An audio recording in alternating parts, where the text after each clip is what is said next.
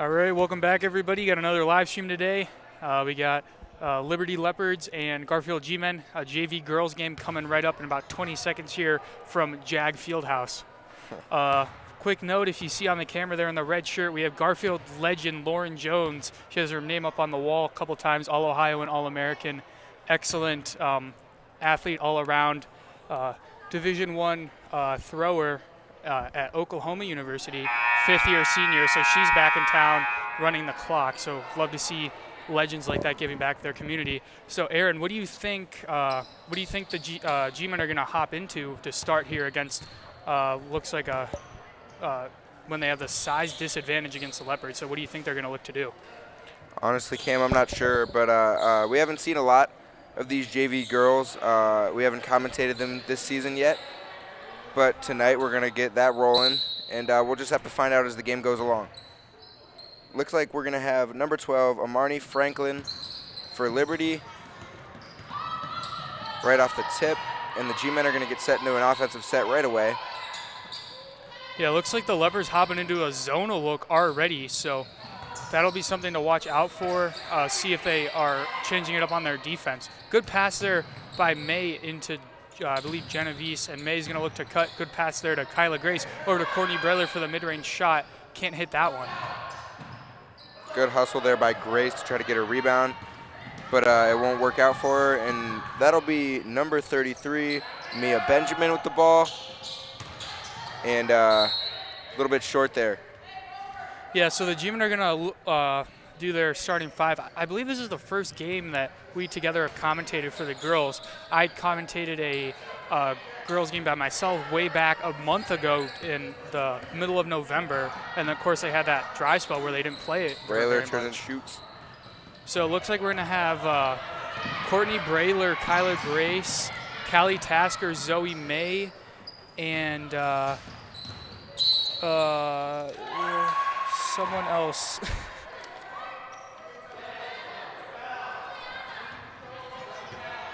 Sorry, just. I think that's Juliana out there. Yeah, Juliana Genovese, right?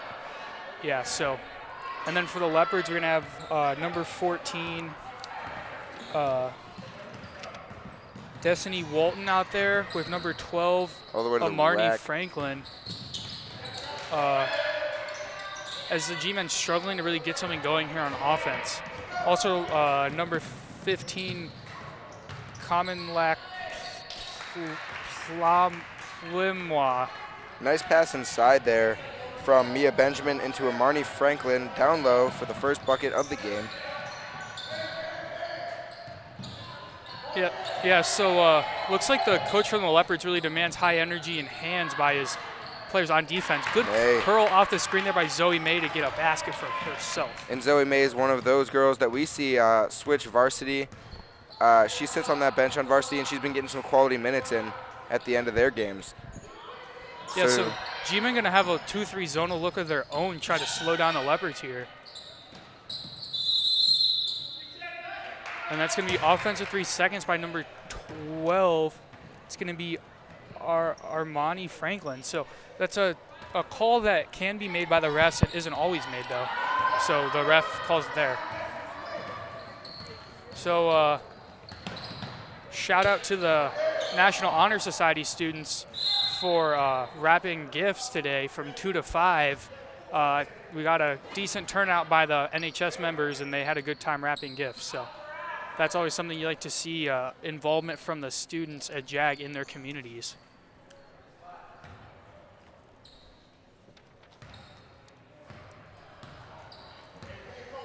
So if you just had to take a guess, Aaron, what would you think, I believe Coach Hartung is going to do for subbing today? Do you think she's going to keep the same 5 out there a lot, or do you think she's going to try to rotate it? You would imagine normally on JV, it's get a lot of guys in, as we see Plilma miss a shot. And, yeah, as I was saying, you would think that you would get the bench activity up, get everybody rotating, and get them ready. Because, you know, that's kind of the point of the JV, get them ready for their varsity time and train them up. Yeah, so G-Men hopping back into that 2-3 zone look. A good cross-court passer, and then a 3-ball. almost by Walton, and then Callie Tasker able to track down the rebound. So you're going to see number 4 out there with the ball right now. Zoe May doing a lot of the facilitating and ball handling and being able to dish to find quality shots like that, but that one just couldn't fall. Yeah, she's going to draw the attention down low, and she'll be able to kick it out for easy shots like that.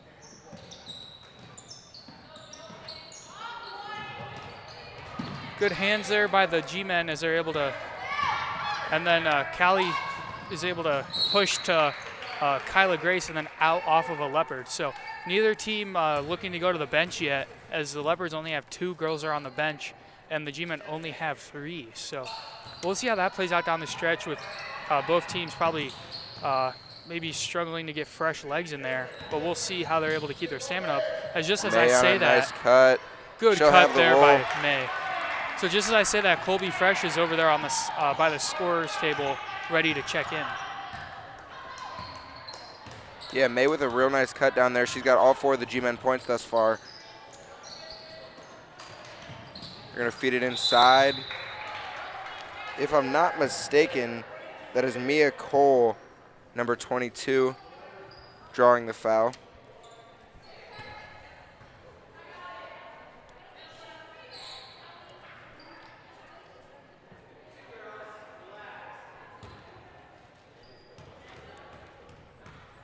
Looks like we have more fans on the Leopard side than we do, as that was a gift from the basketball gods shots there. Bounce around out a little and bit. in and out and in, off the backboard, off the rim a couple times and in. So I guess it's just how physics work sometimes, right? So it looks like we have more fans here on the Leopard side, or just about as many on the Leopard side as we do on the G-men side. So we'll see how that changes for the varsity game, as this is a pretty big game. And then Fresh unable to keep it in bounds there. Yeah, Fresh just coming in, already showing that hustle. She came in for Tasker off the bench. I wonder how fresh her legs are.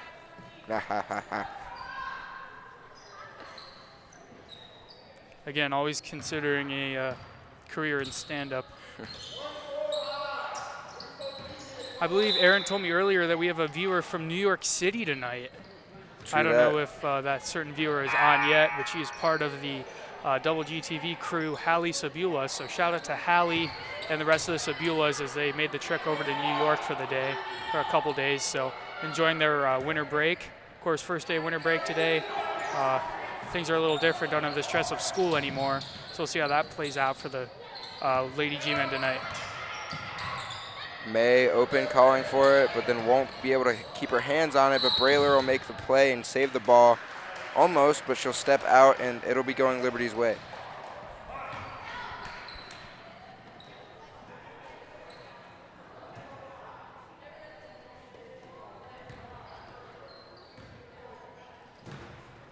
Yeah, so upcoming events, we have the boys have an away game tomorrow night, if my sources can confirm, at Champion.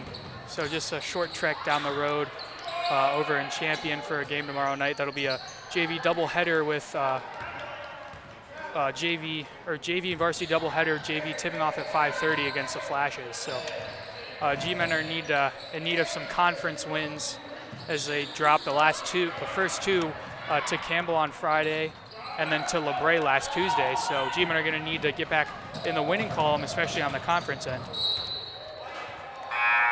So a whole lot of ladies crashed in the boards down there. Looks like the Leopards had the numbers going down on the fast break, but the G-men able to get back and get a defensive stop. We see Abby Seiler in now, number 12, up here on the right wing. And Tasker as well back in. Yeah, so it's hard to really determine. Looks like the Leopards have like a 1-1-3 zone. It's a modified 2-3. Errant pass there by Seiler, and then May and Brayler able to track it down. So Fresh gets in, able to get it out to May. May thinks better of a three-pointer. Baseline, mid-range, no good. So bodies flying everywhere. Boards. Refs able to call a jump ball there. So Liberty is a school on the, as I like to say, the burbs of Youngstown. The G-men had a football game out there, and last week 10 of the regular season that was kind of a thriller. as the G-men were able to come out on Tasker top. going to shoot the open shot. Just short for her, but it'll be a big offensive board by Fresh. We'll kick it right back out to her, and she'll try it again. And another one short. She's still trying to find her footing this far in the game.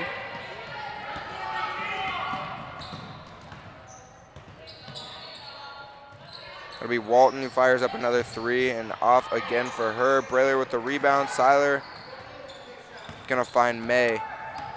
Seems to be a common look tonight, finding May to bring it up the floor. She She's can the one make passes capable. like that. As Fresh gets hounded down low. No call, and she's then able gonna to get it fall. away, but then off of a Leopard. So So good effort there by Fresh, but she just had the 3 girls on her down there.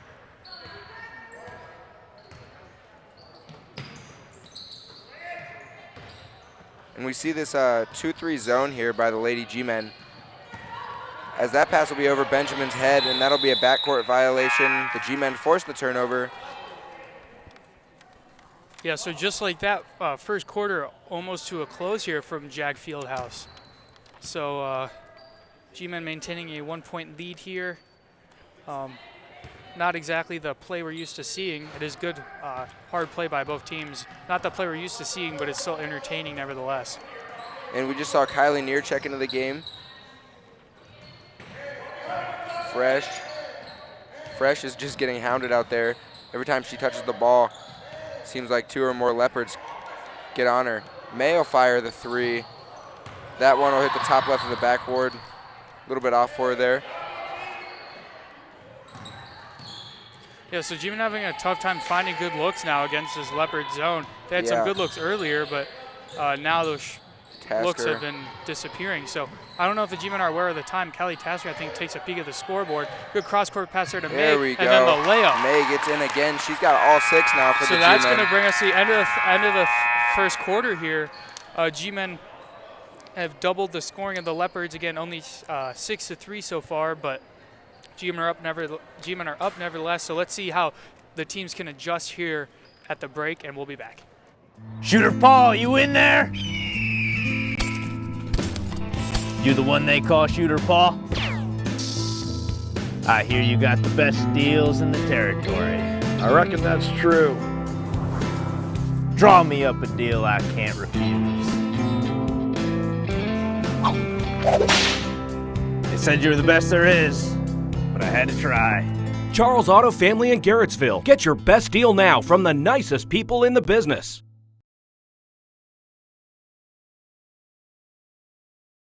Hey, Shooter Paul, what's going on?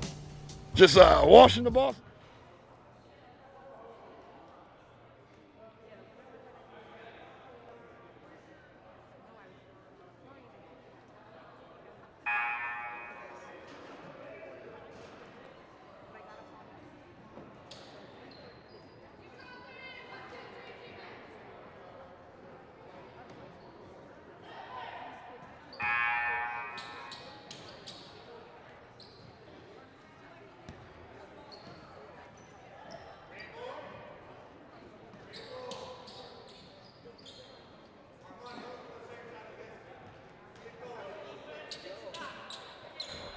We're back now for the second quarter in this game against the Liberty Leopards and your Garfield G-men.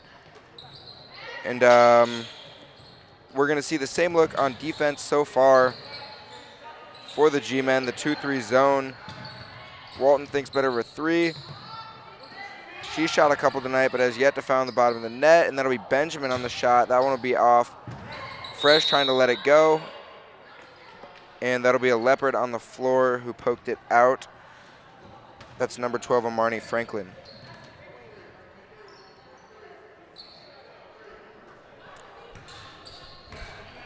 All right, we're back here. A little late joining you guys, but here nevertheless. So Leopards back in that zone look. A little aggravating for the G-men. I don't think they've got numbers now. Yeah, they do. Got a nice, good cut there. Unlucky there. In and out. So it seems like the G-men, they've had good looks. They just can't hit the shots. They're in and out, bouncing around the rim, but haven't really fallen tonight. So something they need to maybe get the basketball gods on their sides and then Fresh gets hounded again and finally a foul. So Yeah, they've been all over her thus far, but she finally gets called for it. Someone finally gets called for it.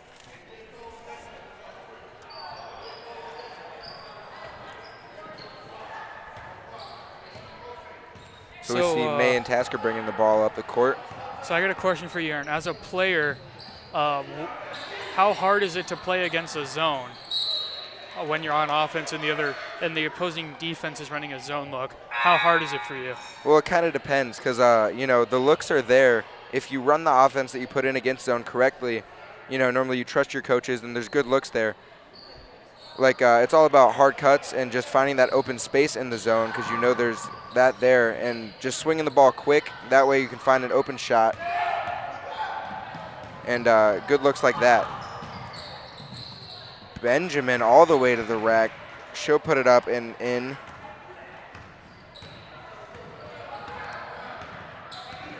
Yeah, so when you're playing against the zone, like you said, it's all about finding the holes in the zone. And normally what teams will do is if they have two big guys in, or big girls in there. Yeah, she got fouled on that out there. Yeah, so looks like that's going to be 3 foul shots for Kyla Grace. So it's about teams are normally put in a high-low action, so they'll have if the ball's on the wing, like you see the G over there by the Leopard sideline, they'll have the opposite side big man flash to the elbow, and then if the defense's coverage gets messed up, then they'll quick pass to the strong side big man. It's an easy layup. So it doesn't always work, especially if the defense is rotating correctly. It shouldn't really work. But also there's a lot of it helps if you have catch and shoot 3-ball players. True. That can just pull the trigger quickly without a dribble, just off the catch and shoot. So that's kind of the bread and butter there for the zone offense. Yeah, and like you said, it's always about flashing hard and then just being willing to put up the shot quickly. So again, game a little slow. I think we need to be woken up here. Maybe we saw a poster dunk that would wake us up. Tasker trying to get her hands on the ball, but she's going to have to drop back on defense. Yeah, so Liberty, a little mishap in the weight room behind us. So Liberty, not a team we're too familiar with in Benjamin sports will step in general. into one. As Right. teams in the MVAC we've played before many times, like LeBray, Newton Falls champion. She is ready to shoot. As she's That'll pay off yeah, for that's her. She'll talking hit the about three. perseverance and determination. There keeps jacking up shots, and one will eventually fall, right? Yeah. So Benjamin has 5 now. Zoe May wants a 3-ball of her own, but can't hit it. Yeah. So Liberty, not a team we're too familiar with on sports in general. There's some sports they don't have. Benjamin, another one. We're close on that one, Short but miss, not yeah. quite. So it'll be interesting if any rivalries form between Liberty and between the Leopards and the G-Men in the years as we play them more, and competitive games really help that. Both teams just willing to shoot anything now to try to get the offense going. So Tasker gets the ball, finds Fresh. Fresh gets hounded again. She's just getting swallowed up down there, and that'll be a jump ball. But it'll stay G-Men possession this time.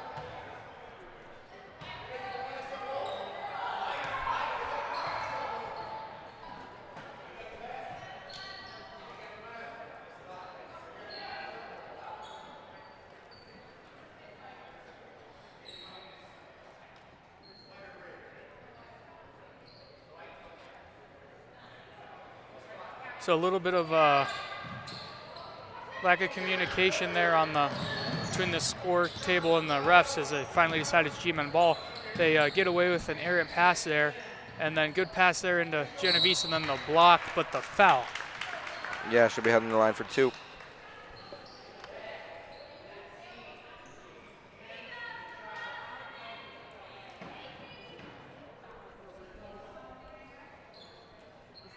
So a quick 5-point swing on the scoreboard. The Leopards going to be able to have the 2-point lead now.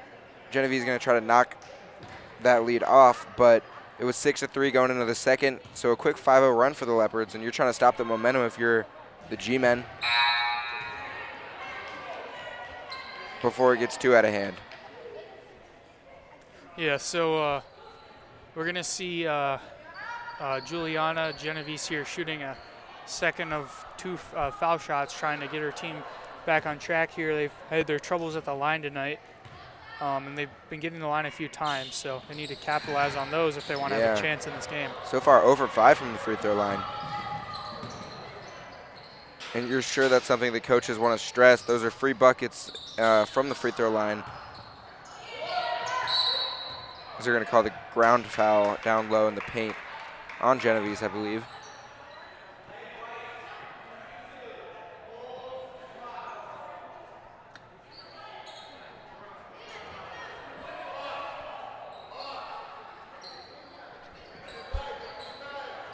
Benjamin on the inbound now for the Leopards. Walton will step into a 3. Just short for her. They're ready to shoot the 3 ball. Benjamin. They're ready to shoot any shot. Yeah. Both teams just really forcing up shots here, trying to get something to fall. It's worked a few times for both teams, but not exactly the preferred offense by any means. Gonna look to find it on the high post. May will get her hands on it though, and there's another forced jump ball. This time it'll stay Leopards ball.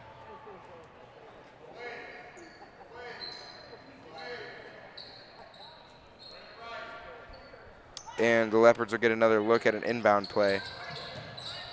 Gonna look to, shot was tipped, I believe. But that is Plilmo with the shot.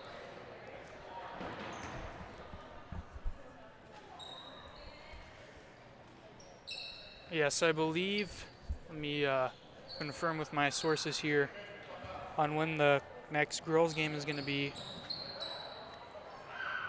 Walton, corner 3, just short for her. So Walton really likes shooting the 3 ball. I don't think she's got one to fall tonight, but Not yet. perseverance might pay off if she keeps tossing them up there. May's gonna find herself an open lane, look to draw the foul, and she will draw the foul. That'll be 2 shots for her at the line. Hopefully she can get the icy streak of missed free throws broken there from the free throw line. Again, she has all 6 of the G-men points. She's really facilitated the offense and been able to keep them in this game. So the next girls game is going to be, looks like they have a little bit of a tournament the end of the month here, the 20th and the 29th at South Range down there in Canfield. And then they're away at Newton Falls. And then they have a 3-game homestand starting on January 6th. So that it's in about 2 weeks, 2.5 weeks or so. So next girls game will be then. So that'll be against Crestview, all the way from Columbiana. So can't hit that one. Looks like we're gonna have another jump ball. Yeah. So both teams really fighting here, trying to just take control of the ball. And it results in a lot of jump balls called. So Jimmy gonna space things out here on the inbound, maybe look for a cut or something. Looks like Leopards are gonna switch. That's not something we haven't really seen as they've had the zone offense. So Abby Seiler ready to shoot, no good on that one.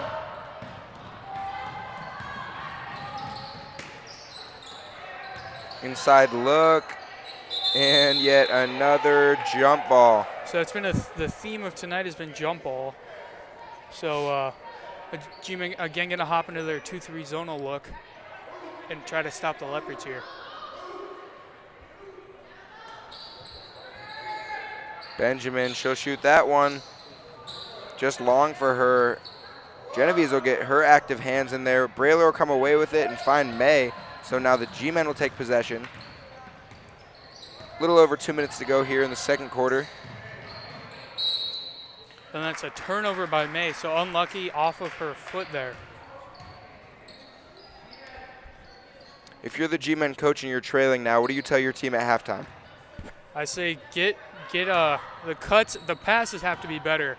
The people are there, they're open, they're ready, but the passes, they need to be snapped harder. They can't have those dinky little floater passes. That's not good for anybody. Right. Bounce passes, chest passes, not passes like that there. Yeah. So that's really, if they can, it's really just goes down to the fundamentals. If they're able to as that's a foul, as Courtney Brailer was actually out of bounds, but the ref calls the foul. I believe on, it's going to be a push on the Leopards, I think. Yeah, so the G-men just need to try to snap those passes, and the looks are going to be there. The looks have been there when they've been able to get the ball, but the hard part is getting the ball. So they need other people than Zoe May to be able to facilitate for them. This Leopards squad isn't the strongest of sides, but they're not super weak either. They will beat you, and they're ahead now. So I think the Coach Hartung needs to, and Coach Cardinal over there need to give their team a little hype speech. Say, just start playing your game. See Brailer with the backdoor there. That's a cut that you like to see, but May just unable to find it that time. But they're going to call the over and back on Seiler. So G-men not able to complete again, trailing by 1 point now.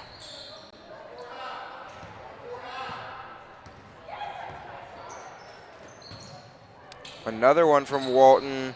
That one just in and out, won't go, but offensive board won't fall again. And it'll finally be G-men ball. Yeah, so I'd like to see some energy here in the arena here, gymnasium. We've kind of been lacking that tonight, so I don't know what we need to get things going, get the fans involved, and hopefully the players will feed off of that. So it's going to be a foul as bodies are hitting the floor.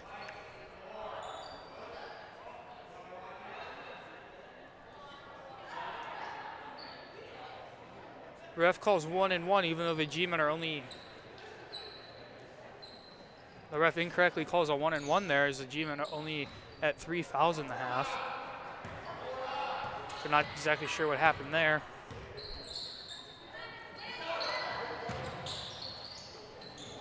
Cut by Pluma, but that'll be a travel on her.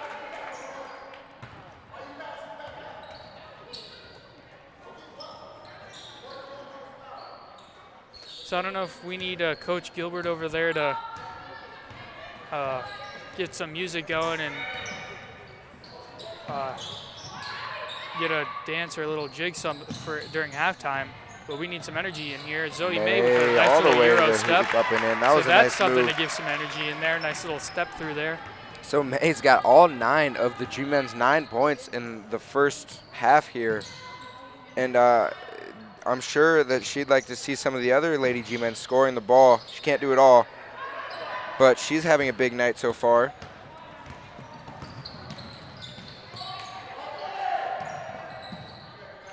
And May again with the ball. She's Good pass in dangerous. there They're to going to be Fresh. guarding her. Over to Seiler. Seiler thinks better with 3 over to May. May's going to give a Gonna take one. hop into a mid-range. No good on that one.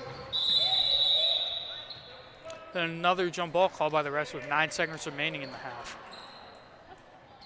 So it looks like the G-men are going to have one last shot opportunity here. They set something up, try to get a good look, and take a little bit of momentum and a lead going into half. Able to get into May. May, good pass in there to Fresh. Fresh gets blocked out of bounds. And another attempt here. 3.5 seconds left.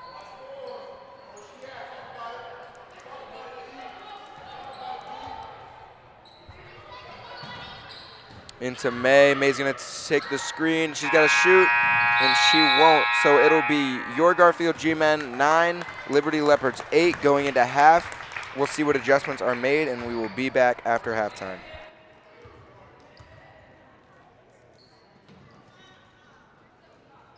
Hey, Shooter Paul, what's going on?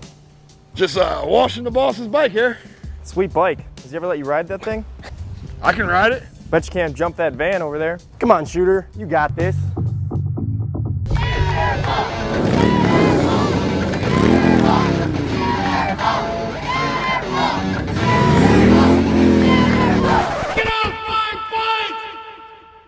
Charles Auto Family in Garrettsville. Get your best deal from the nicest people in the business.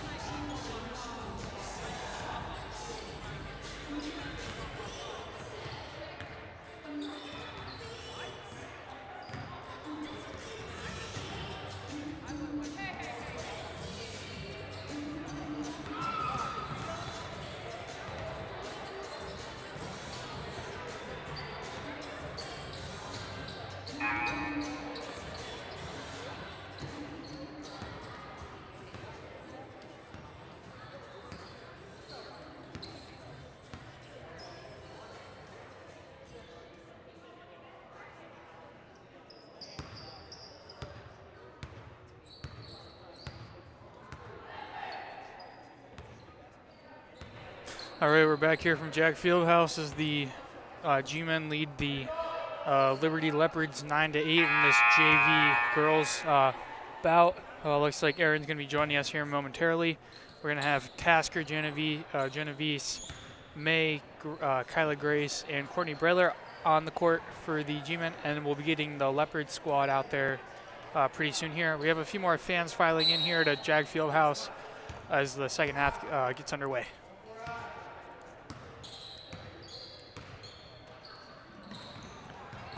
Bad pass there, and then looks like we're going to start the second half just how we ended the first half with a jump ball. So an update from the middle school gym is the girls there are also playing Liberty. Looks like the 7th grade team was up 10-2 at halftime, so just about as much scoring here in the JV game. So good job there by the 7th grade to be on top at halftime. So I don't know if the Leopards have even subbed at all this game, as no one knows whose ball it is.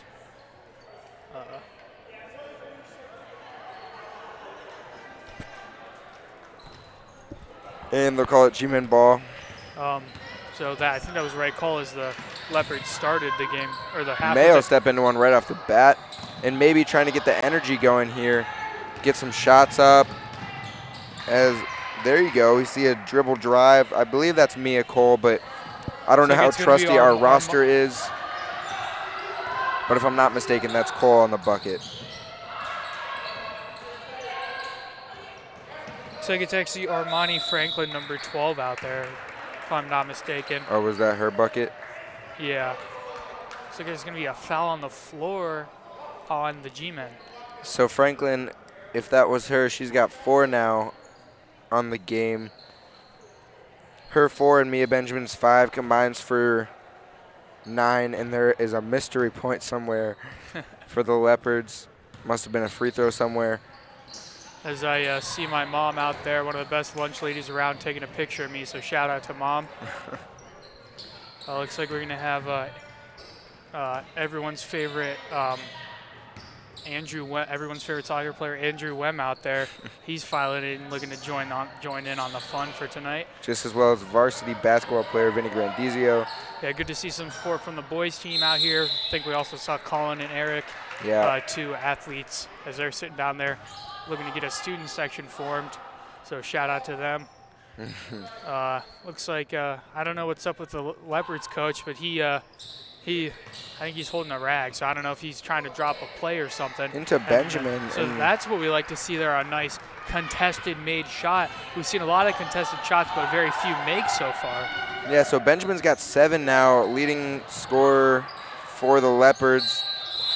And we've seen some more scoring already in this half.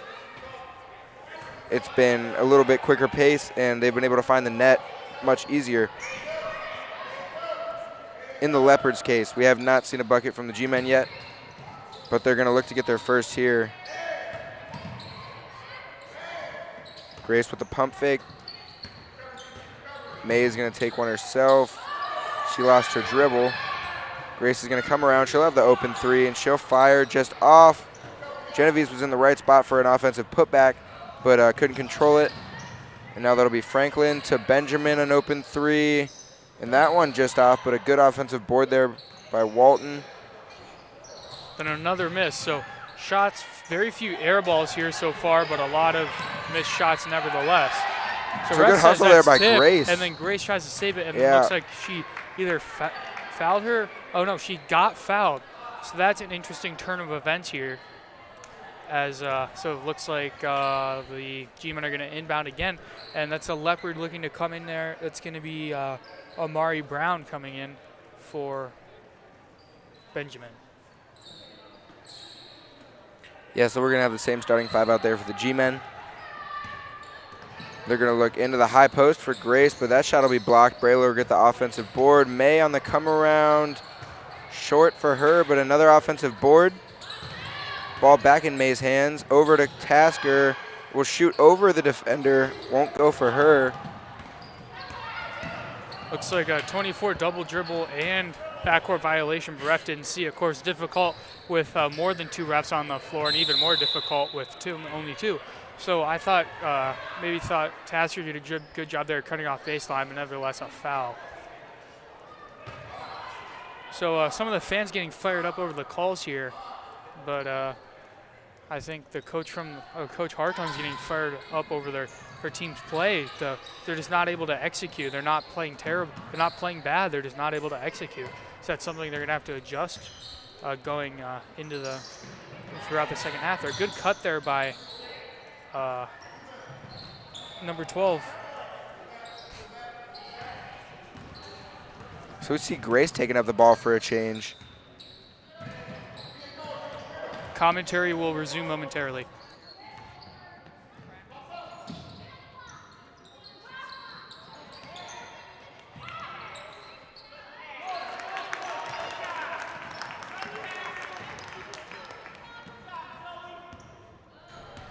And at the commentary break, we saw Zoe May with another bucket for herself. She's got 11 now. She's in double digits.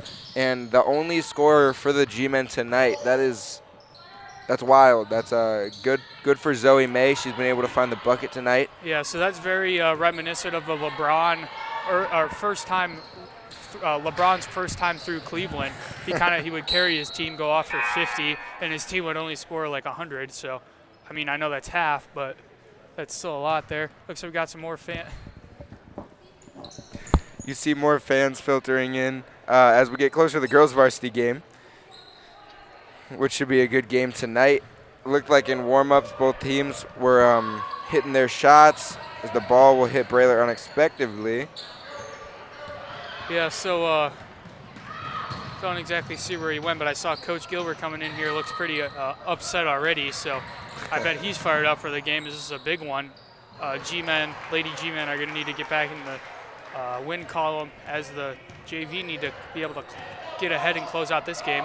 Already see more scoring here, a little bit more scoring in the third quarter than the first half. Yeah, that was Amari Brown on the shot that dropped down there for the Leopards. And normally if you look around, you can find Coach Gilbert by his shoes. He's a big fan of neon-colored, bright shoes. Yeah, he likes his shoes. He's definitely a sneakerhead. So that's one of his hobbies, along with Legos, if you didn't know that. Oh, yeah. He's very much a Lego fanatic. Tasker getting big, going to get the foul call. So I could definitely see things getting out of hand here if pretty soon if teams continue to play after the whistle. Hope we don't see any fights. So, yeah, like the fight we saw the other night in the varsity game, men's varsity game, boys varsity game. So you would think that the G-men going to need some more scoring from some other people who aren't named Zoe May if they were going to stay in this game.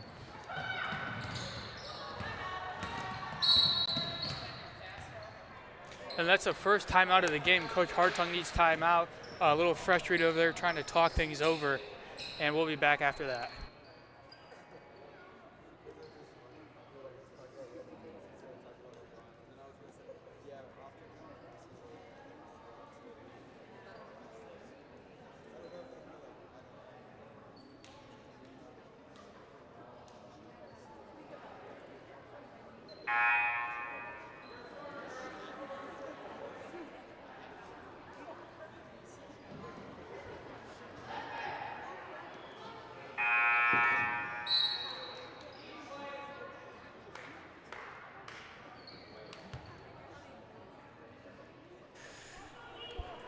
Yeah, so sometimes we get asked about who players compare to, and we were just talking, and I think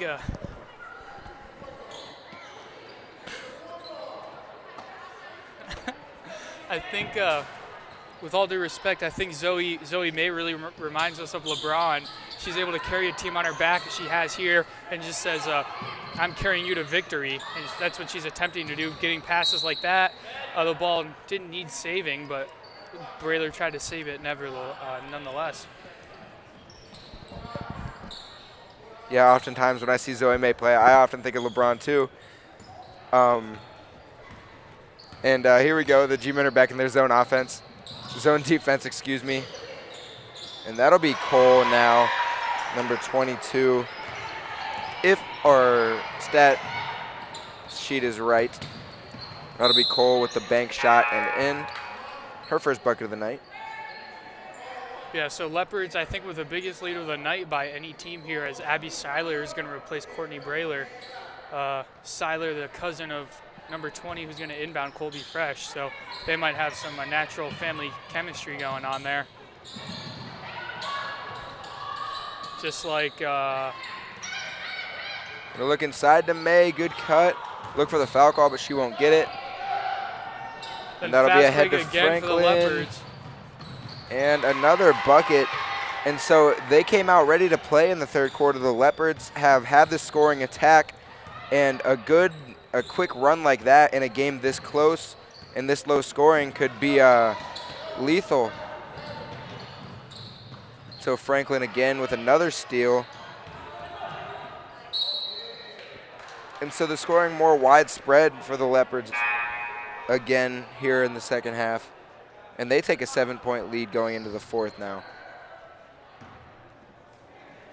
Yeah, so the game with the low scoring that we've had, any little run can really, put a team ahead by, quite a few.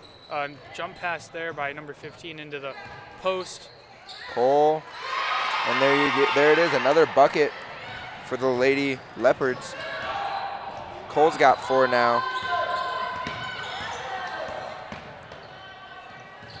And I'm sure if you're a coach, you're going to be asking some more of Zoe May, since she's the only one that seems to be scoring.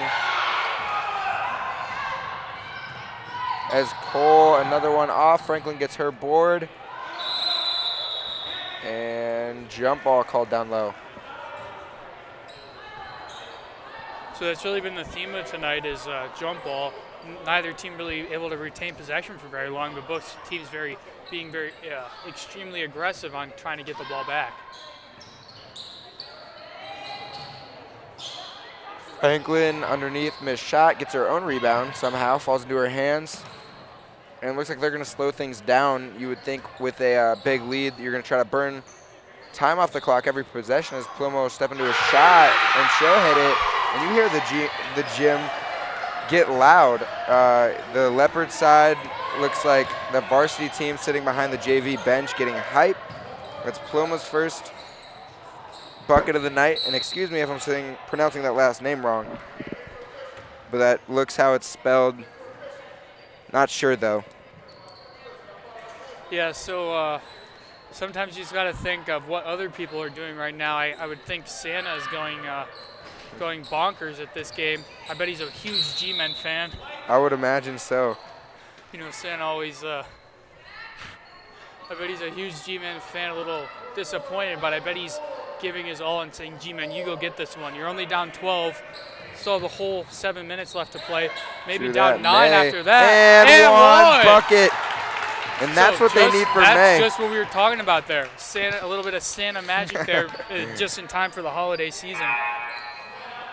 So May, that bucket will go for her. That gives her 13. She'll be heading the line for 14. Or that gives her 14. That gives her 14. She's got 14. They're going to count that as a 3, points. I guess. So chance for the 4-point play.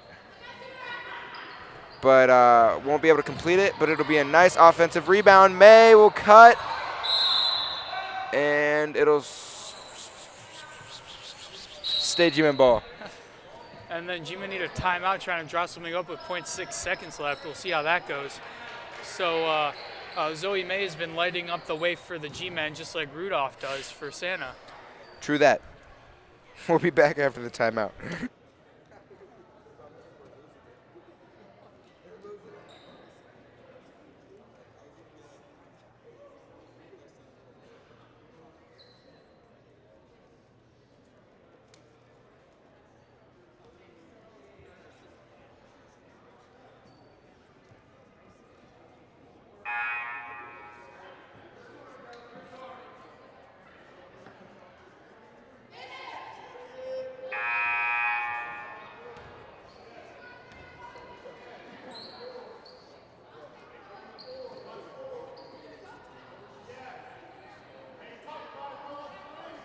All right, we're back. We got 7.7 minutes and 0.6 seconds left in this game. Jim, are going to try to throw it up? Grace. They do. And a good quality shot there. Just not enough time to get her feet set and release it, but it was close. Just short for her. And it'll be 23 for the Liberty Leopards to 14, your Lady G-Men, and we'll be back in the fourth. At Charles Auto Family in Garrettsville, we'll do just about anything to make your car buying experience perfect. And that includes getting you the absolute best deal. We have a big selection of new and used cars, trucks, vans, and SUVs. Plus, Charles has one of the best and most affordable service departments in the area. Just come in, pick out your favorite vehicle, and drive home. Or we'll be happy to deliver it. Charles Auto Family. Get your best deal from the nicest people in the business.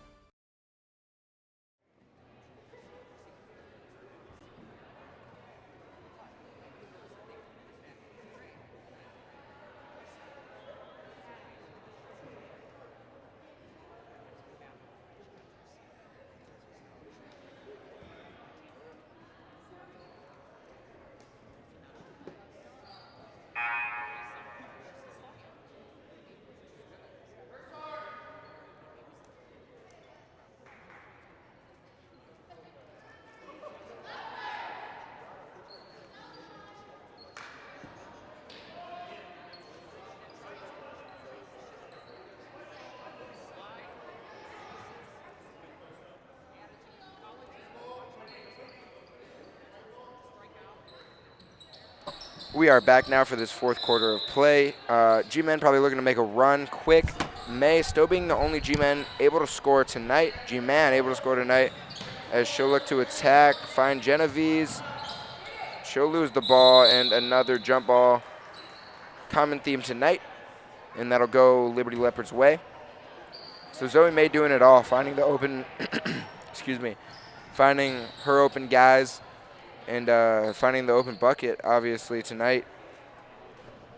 But they're going to need some other scores if they're going to make a run and be in this game. She can't do it herself, can't carry the load. LeBron went to the finals, but he didn't win without some help. He didn't win without the excellent defense of Steph Curry. Sure.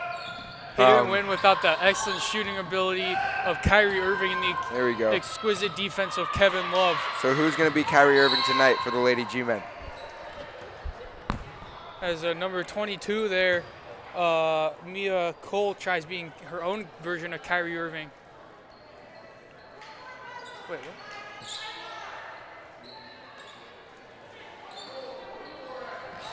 Yeah, so our sources have just confirmed with us that we have about 29 viewers on the stream. So that's really good to see. We like people from everywhere watching the stream and enjoying it.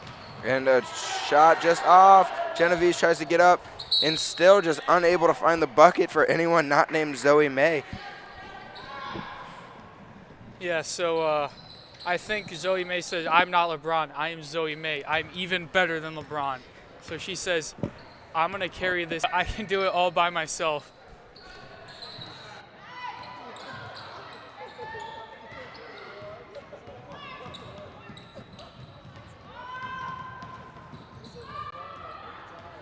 So good comparison there from Cam. But inside to Genovese. And that one's off again. And you would think at this point you would just put the ball in Zoe May's hands and let her go to work. She's been the only one able to. And the G-Men are playing decent defense, so if they were able to complete on offense, then they'd be able to get the ball rolling a little bit. And that's number 31, Trinity Patterson, and we haven't seen her much tonight. It doesn't look like. May almost going to travel, but going to be able to hold on to it.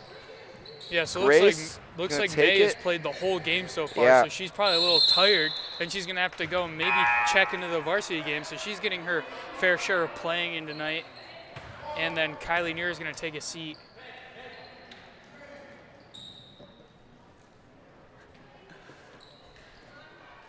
I guess maybe our content is a little improper, but We're getting some positive and negative feedback on our NBA comparisons here. But, you know, we call it how we see it. As we see May on the fast break, with the just off, but a big offensive board there from Fresh. She's ready to get on the ground anytime. So I think Zoe may have a little bit of tired legs, couldn't capitalize on that layup there, but I think she's more focused in and ready to get the next one. As a nice inbounds play would really help our team here, as that's a good look passed up, and then You know, we run a basketball drill called the Steph Curry drill in basketball practice where it talks about never missing 2 shots in a row. So Zoe may forget the LeBron role, maybe stepping into the Steph Curry role, not trying to miss 2 shots in a row here. That's what that reminded me of there. So she's going to try to capitalize on the next one as a heave touchdown pass. It'll be a body check from Fresh down low. And if that Franklin was drawing a the foul. touchdown throw, that'd be a fumble out of bounds, but still retained by the offense. Looks like we're going to have, I believe, Brayler checking back in for the G-men. We have a few more fans filing in here ready to enjoy the night of basketball. I heard that the 7th grade girls were up 15-4 at the end of 3 quarters over there. So, of course, the 8th grade just came off of the Portage Trail Conference victory in the old PTC last year, so they're going to try and do the same here in the MVAC Benjamin will this year. step into one. Won't go. Genevieve. G-Men sensing some urgency now, but will leave the corner open for Benjamin. We've seen her able to hit a couple buckets tonight. She's got 7, I believe, on the game. That one off for her. She's been ready to shoot it, and she's found that look a couple times. So now she'll be inbounding. It'll stay Leopard ball. Speaking of LeBron, the Marching Pride is traveling to his former place of work on this Sunday, the 26th. Walton, barring any big bucket from Walton. Three-pointer there. That might be the dagger.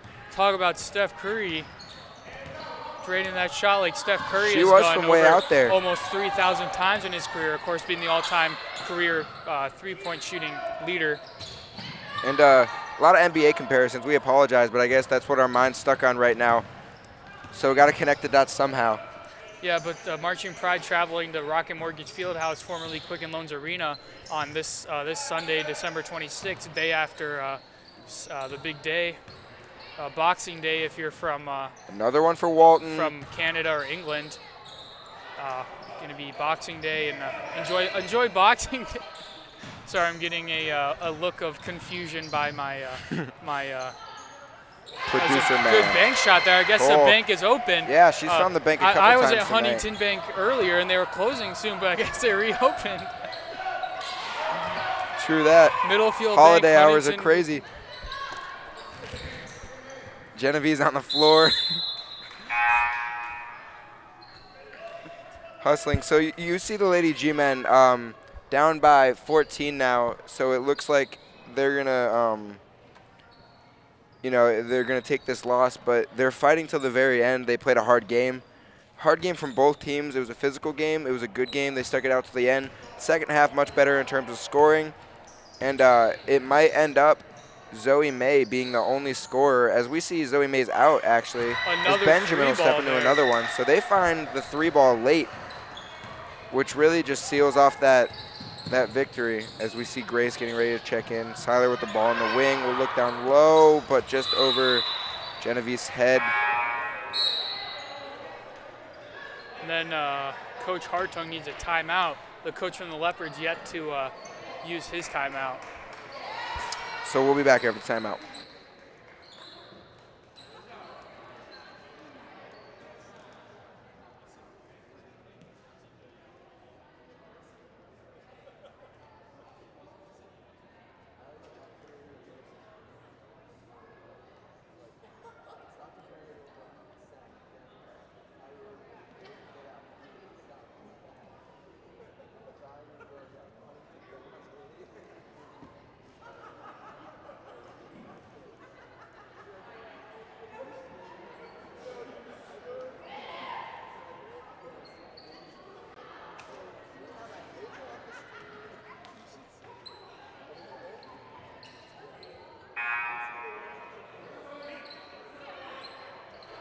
We see the Leopards filing onto the court now, getting ready to try to close this game out. Obviously 17 points in 2 minutes. The Lady G-Men haven't scored 17 points yet. That'd be a tough mountain to climb. But anything could happen. But the way this game is going, you would think the Leopards just burn some clock and finish it out. Speaking of a tough mountain to climb, I heard we've been receiving some banter from viewers at home. So, Aaron, do you have any input on the slander and banter we've received? You know, it'd be your own people. It'd be the guys you trust the most, like media member Hallie Sabula from New York. You know, doesn't agree with the commentating. I say she comes over here back to Ohio and she does the commentating for the next girls' game. That way she could be happy with the next commentary. Yeah, so all joking aside, this game has really turned here. I believe it was 9-8 at halftime. G-Men were up, and now Leopards going on a little bit of a 25-5 run to really tack on this big lead they have now. Yeah. So remember to stick around for the varsity game. It should be a good one as Not Leopards, afraid to fire it. And it'll just fall right into the hands of Franklin, and she'll get another bucket. And they're just putting the nails in the coffin now. Franklin ahead of the pack, but Grace, nice hands to stop the fast break layup. She'll do a spin up the a little sideline. spin move in the spin cycle. Bodies will hit the floor, Just though. like Dua Lipa did a full 180.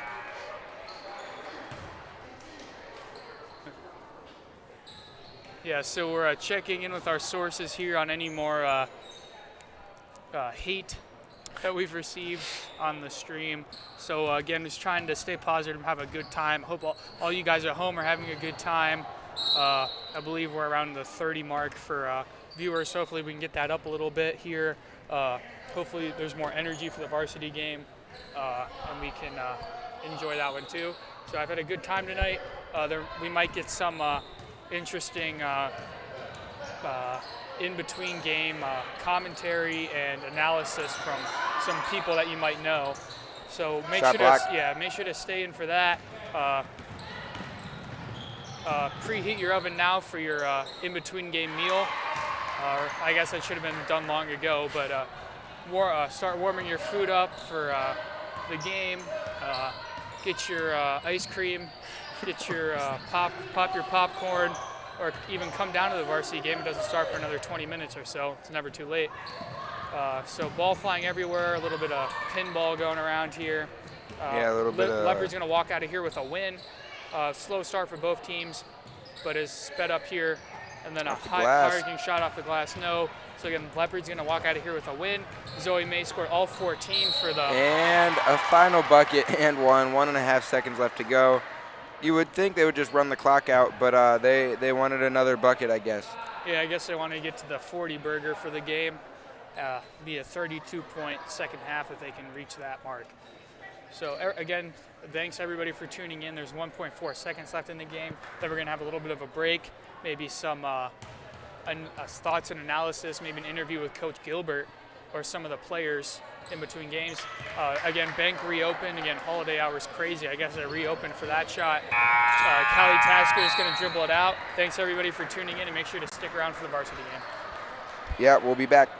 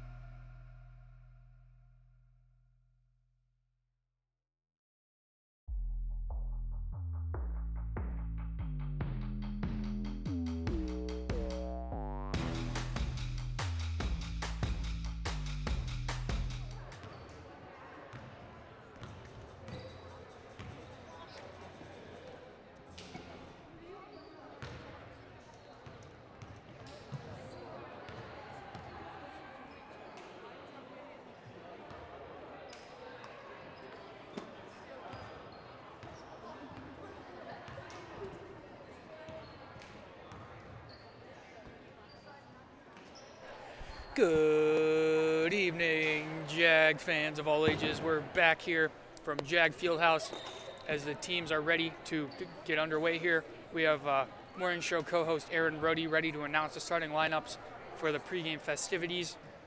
The refs are ready. The fans, I don't think, are ready. I'm ready. There's a little bit of a mess up there on the microphone as Aaron looks ready. Maybe not as much so. Coach Gilbert over there got to fix the mic. And looks like we're going to get underway here from the Jag. So starting lineups and national anthem will be coming right up here. On behalf of the Board of Education and Administration of James A. Garfield High School, we would like to welcome you to the Jag Gymnasium for today's contest, featuring our guests, Liberty High School, and your own James A. Garfield High School.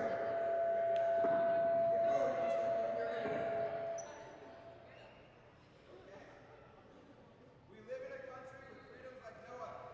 Please join us by standing and removing your caps for the flag of the national anthem.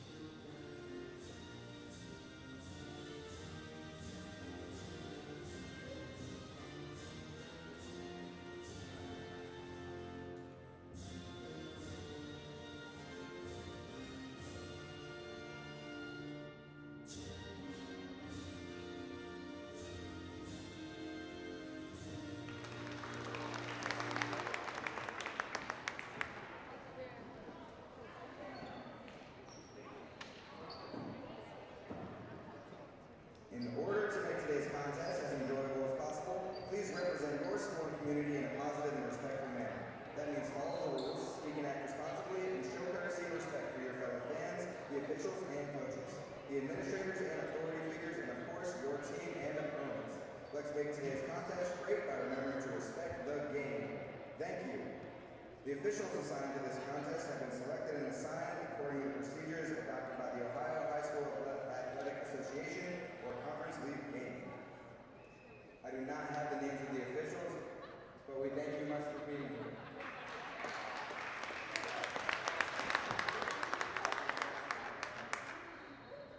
And now let's meet the teams. First, the visitors, the Liberty Leopards. Number 1 sophomore, Kylie Thomas. Number 2 junior, Sienna Smith. Number 3 senior, Jordan Banks. Number 5 sophomore, Mariah Foster. Number 11 junior, Demi Watson. And now for your Garfield G-Men. Number 3 senior, Sydney Seaman. Number 12 senior, Caitlin Lutz. Number 14 junior, Madeline Shirky. Number 20 senior, Sarah Seaman. And number 22 senior, Jenna Smith.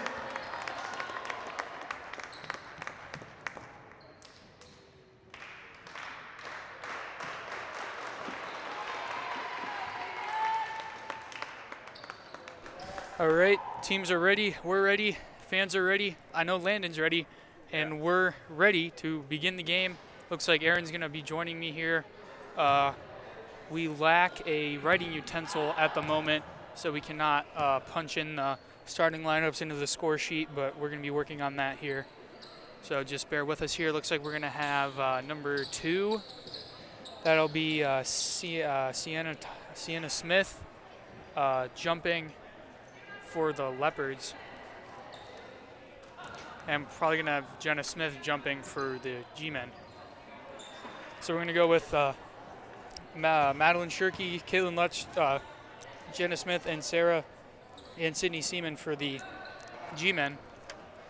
And we're going to have Kylie Thomas, Sienna Smith, Jordan Banks. As a quick 2 for the Leopards, that'll be Demi Watson. And good cut there by Sydney over to Jenna. Shirky thinks better of a 3, got cross court there to Sydney. Shirky down the line, reverse layup can't go. And then that one won't go. And Jenna Smith able to get it to go.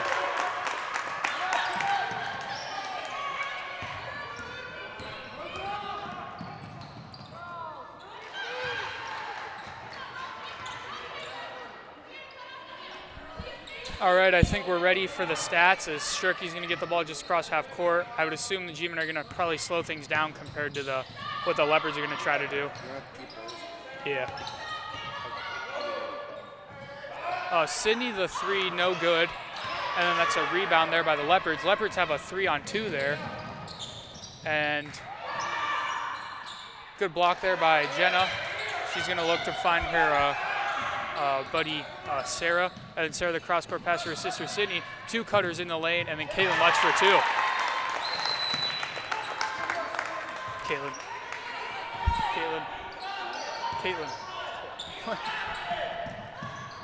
So hot start here for both teams, 4 quick points already.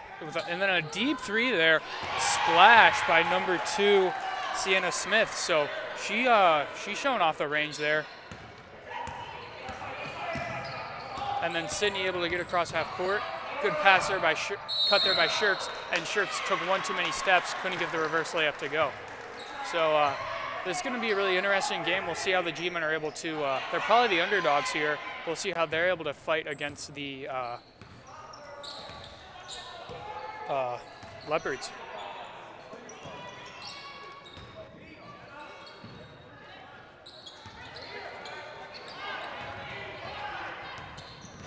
All right, I am joining the stream now. A little late, but here nonetheless. And it's been a high-scoring contest thus far, it looks like. Cam, what are your thoughts on the game? I think the Leopards are really, really good. And I think the G-men are really, really good. Not as much showing it there. I think this is a heavyweight battle here in the MVAC. Shirky. And then Madeline Shirky drills the elbow jumper like she's been doing it her whole life.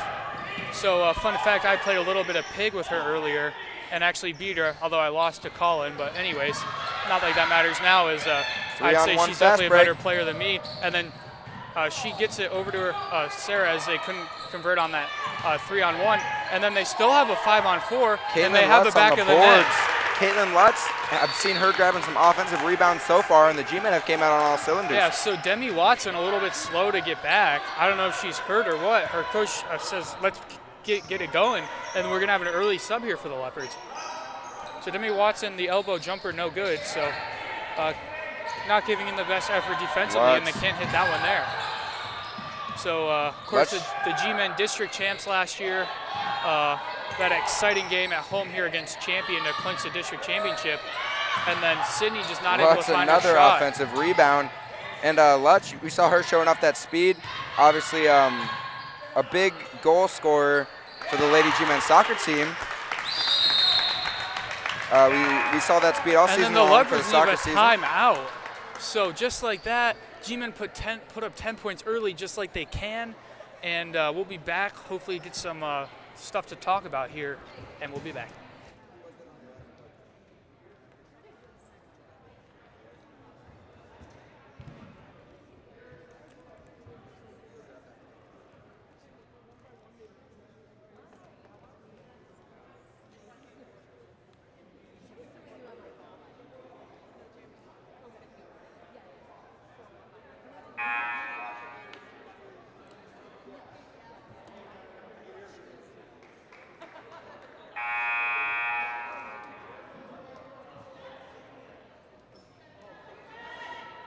So Aaron putting in a yeoman's work to go get the pen that he left over there on the scorer's table so we can do full stats here.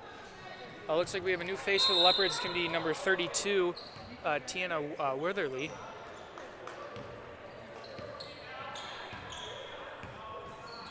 Weatherly, actually.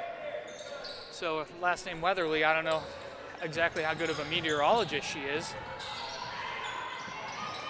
Then a deep three there and splash by Demi Watson.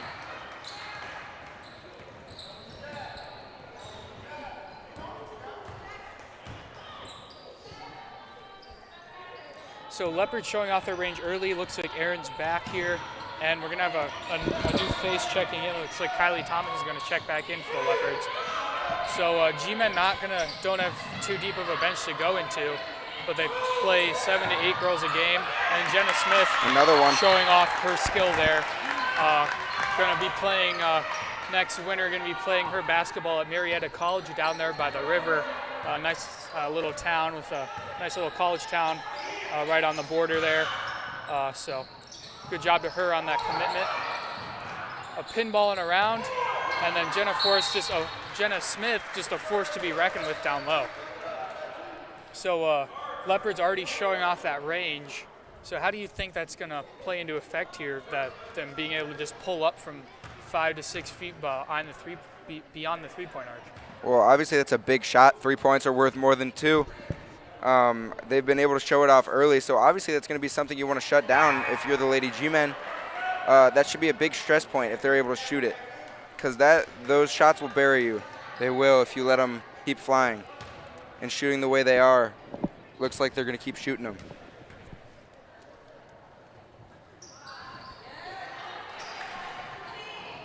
So Watson will hit both of them at the line. So if I do recall, as Maggie Fogel checks in for the Lady G-Men, if I do recall, the Leopards came to town last year about mid-January for a bout, of course, non-conference bout, as Madeline Shirky pulls up for the another mid-range, nothing but the bottom of the net. Shot.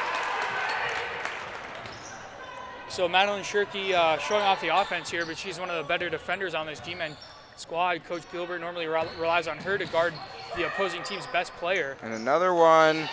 There it is. They're shooting the lights out of this building. So Demi Watson already with Watson. 10 points in this game. So G-Men feel like they have a little bit of a good shell defense going, rotations, but then the Leopards able to just drain threes all over the place. So if I do recall, the Leopards came to town last year about mid-January. They were a younger team than they are now. I don't know if they had any seniors. And it was an absolute barn burner. Both teams scored in the 70s. Maggie Fogel shoots a 3, no good on that. But I remember calling the game, and it was just a great game. Both teams were good, and the G-Men were able to come away with the victory. But it was an absolute barn burner. So we'll see if that happens again today. Watson another can't leave ball, her open. And another 3. And you just can't have that if you're the G-Men. Obviously, she's showcased her abilities, so you need to get out on those shots, box out, get a hand in her face, as we see a cutting Smith and one to the bucket. She's getting fired up already. In this game, the varsity trying to make up a little bit for the JV game we just watched. JV game heated up a little bit, but the varsity just ready to come right out and play. Yeah, the girls basketball team historically at JAG is just really, really good. They're consistently competing for conference titles, district titles, getting to regionals, things like that. They, the last 2 years, they lost in a district final to Champion and then beat Champion in a district final last year. And they won the conference last year and won the conference 3 years ago. So they're always, if they're not winning, they're second or third in the conference every single year. They get up to around 20 wins a year. They just have a good program. Coach Gilbert has really brought this program up out of the ashes. He's been here over 10 years now, and that's the guy over there with the sweet-looking shoes. Of course, a big sneakerhead he is. So Liberty not able to make layups, and Garfield only makes layups. Garfield hasn't made a 3-ball until maybe now. As you say that, you can't let her do and that. Sarah Seaman, obviously we know she can hit the 3-ball. So just as the Lady G-Men are going to have to watch out for Watson, the Leopards are going to have to watch out for Seaman there. Obviously, she holds the school record for 3-pointers made in a game, and she'll shoot them. She'll step into them. She'll shoot them from deep, and she'll hit them as she works. And she'll also try to get herself on an and one mixtape on Sports Center top 10, maybe going around the back there, but then loses possession. So a new face for the, actually that's Jordan Banks checking back in for the Leopards. So she'll get 25, who I didn't even see checked in. So Gianna Michelin checking out for the Leopards. So G-Men running a little mod, can't really tell, and then they find a hole in the zone there on lack of communication. So the Leopards just not able to find the basket on anything close, but they have that range, so they're able to stay in the game here. But when Demi Watson has a couple of 3 balls and 13 points already, is Coach Gilbert getting fired up over there. So how do you think this game's going to go with G-Men trying to get it down low to Jenna Smith and Leopards willing to just shoot 3s? What do you think, Aaron? Well, obviously Jenna's got that tall stature, about 6 foot, 5'11", 6 foot.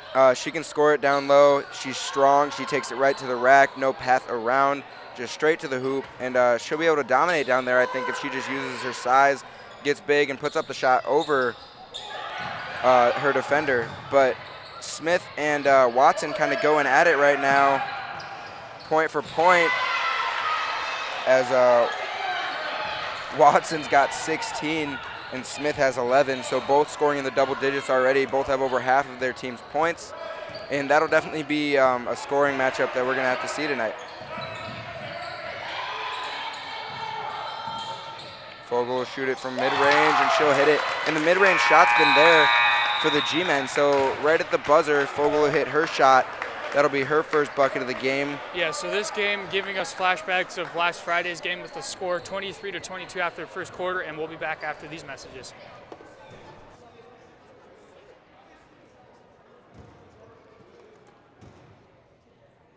Shooter Paul, you in there? You the one they call Shooter Paul? I hear you got the best deals in the territory. I reckon that's true. Draw me up a deal I can't refuse. They said you were the best there is, but I had to try. Charles Auto Family in Garrettsville. Get your best deal now from the nicest people in the business.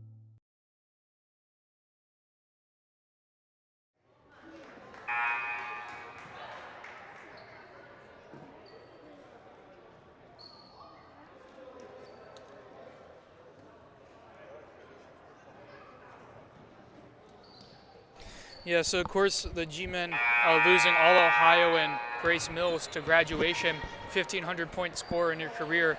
They really sometimes you'd think they might struggle with offense sometimes, but not today. They have players that have been playing varsity since on varsity squad since freshman year, like Madeline Shirkey, Jenna Smith, and Sarah Seaman. And four of their 5 main players are seniors, but that's really enough to keep them in good games against good teams like this Liberty squad. So Sarah Seaman doing a lot of off-ball running here. Cross-court pass to her sister Sydney. You see that a lot from wing to wing. And you see Smith calling for the ball frantically in the post. She's got the mismatch, but they're going to bring the double and end up picking off the pass. You would think that's a thing that they're going to call for a lot as Foster hits the athletic layup there on the fast break. Quick shot there for Foster. I believe she's got 6 now. She does. Yeah, so G-Men. Active hands by the Leopards. Foster's got another fast break. She'll have 2 left-handed layups in a row.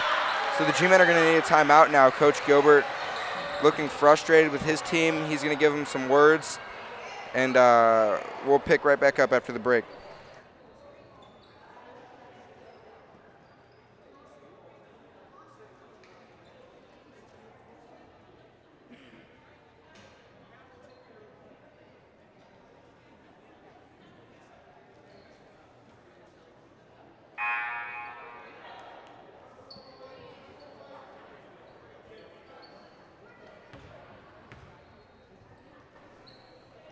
All right, we're back here from Jag Fieldhouse. Coach Gilbert trying to get some adjustments made for his squad.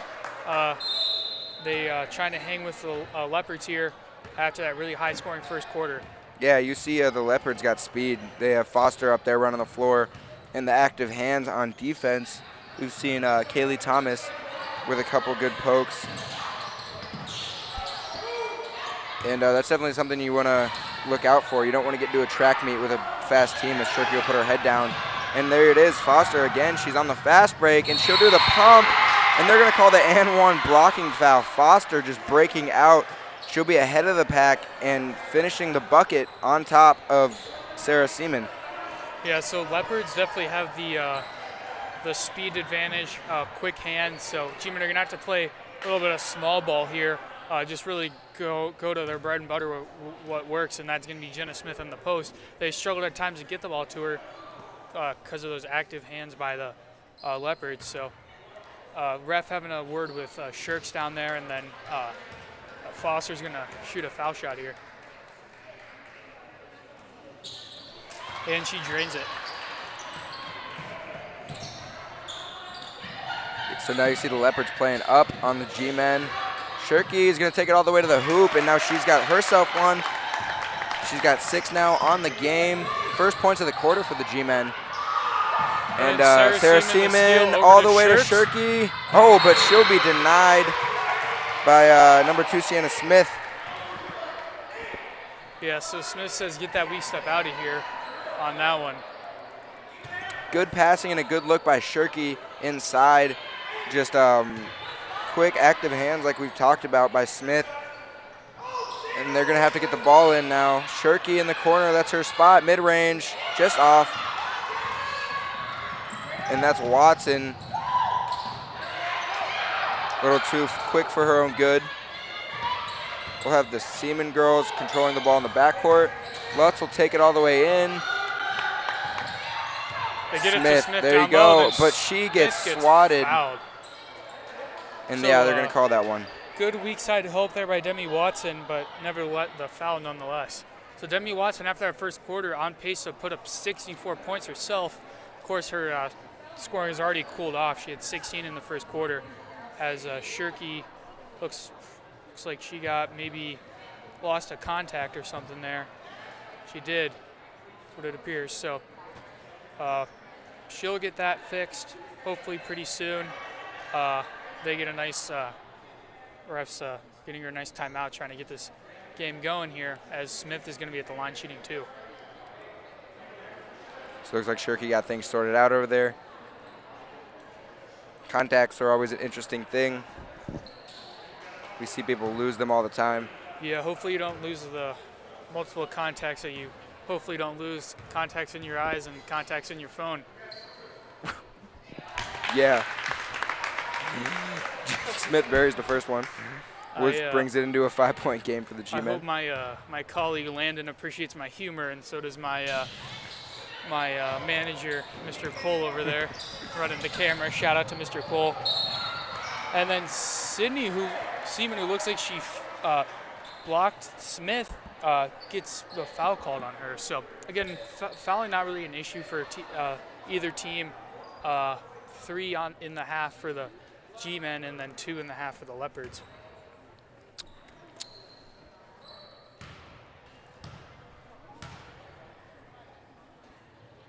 So Smith's got 4 now, I believe, on the game. Yes. And a couple of Leopards been able to find the bucket just as well as the G-men. The scoring's been pretty widespread. And off on the second, a common trend good we've box seen. out there by Caitlin Lutz. Yeah, she's had some quality rebounds so far tonight.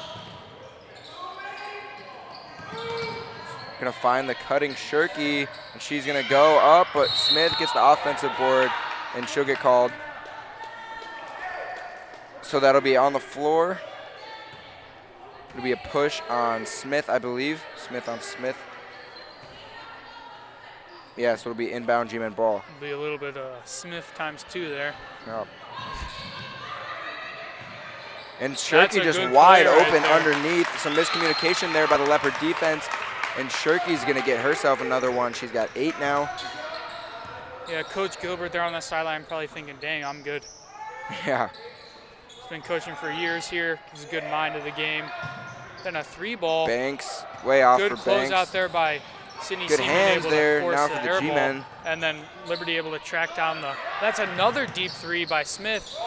A little short on that. Just off, yeah. And then it's going to be out off of Shirky, so a little unlucky there Gotta appreciate the effort. Good box out by Lutz. Her and Shirk's unable to track it down. So looks like Watson inbounding over there to Thomas, who swings it over to Smith. Smith gonna drive on Smith there. Little step back, hezzy move.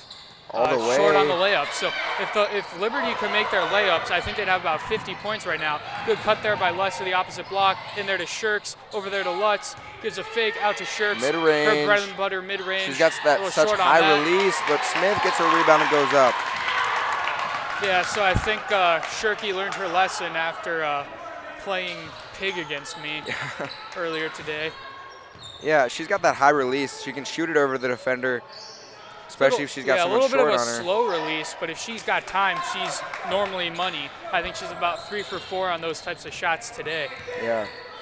I think we just need to take a minute to appreciate the shoe game of our Lady G-men. These bright colors looking good. And another bucket coming up or not. Foster can't finish on that one. We haven't seen that yet tonight, but I'm sure. Then crossover by Lutz. Wants to get her name on, wants to get on SportsCenter top 10. And that's going to be a push. So good job by Shirky to keep her pivot foot and not let any of the Leopards touch the ball, which would have resulted in a jump ball. And even though we had the fast break layup there by Foster, the missed layup, it was a good job getting back because you want to be able to get that rebound if there is a missed layup like that. So it'll be a timeout, and we will be back.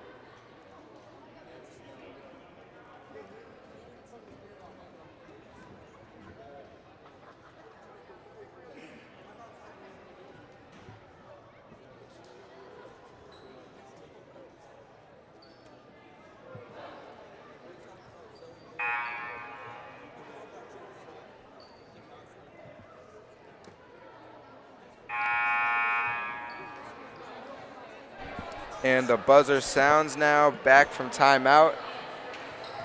Landon Gideon's got his root beer up here, chugging away. Yeah, shout out to Landon. He's an excellent musician, and he knows how to drink some root beer. Gotta have that root beer. Root beer guy.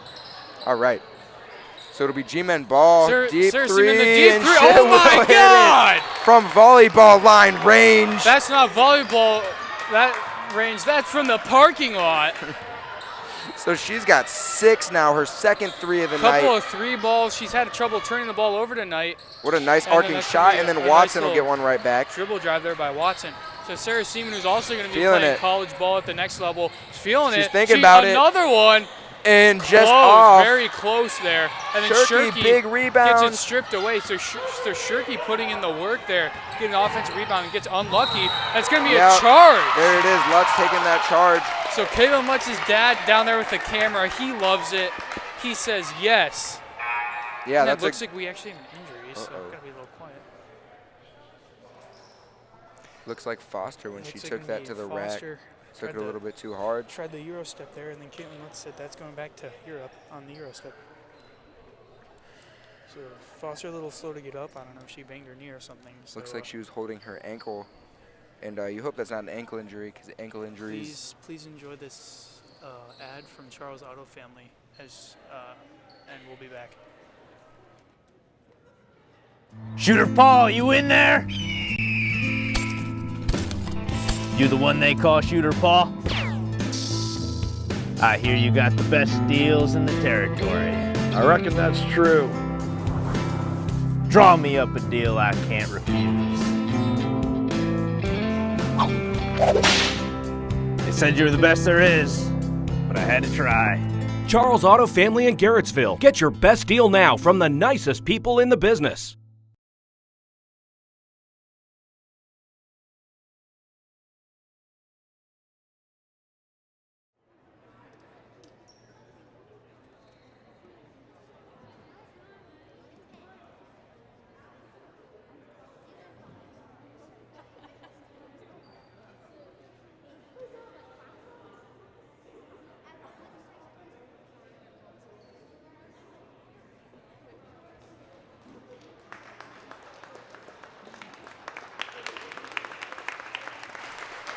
And a round of applause here as Foster is very slow to get up. It looks like that'll be more than just a ankle tweak.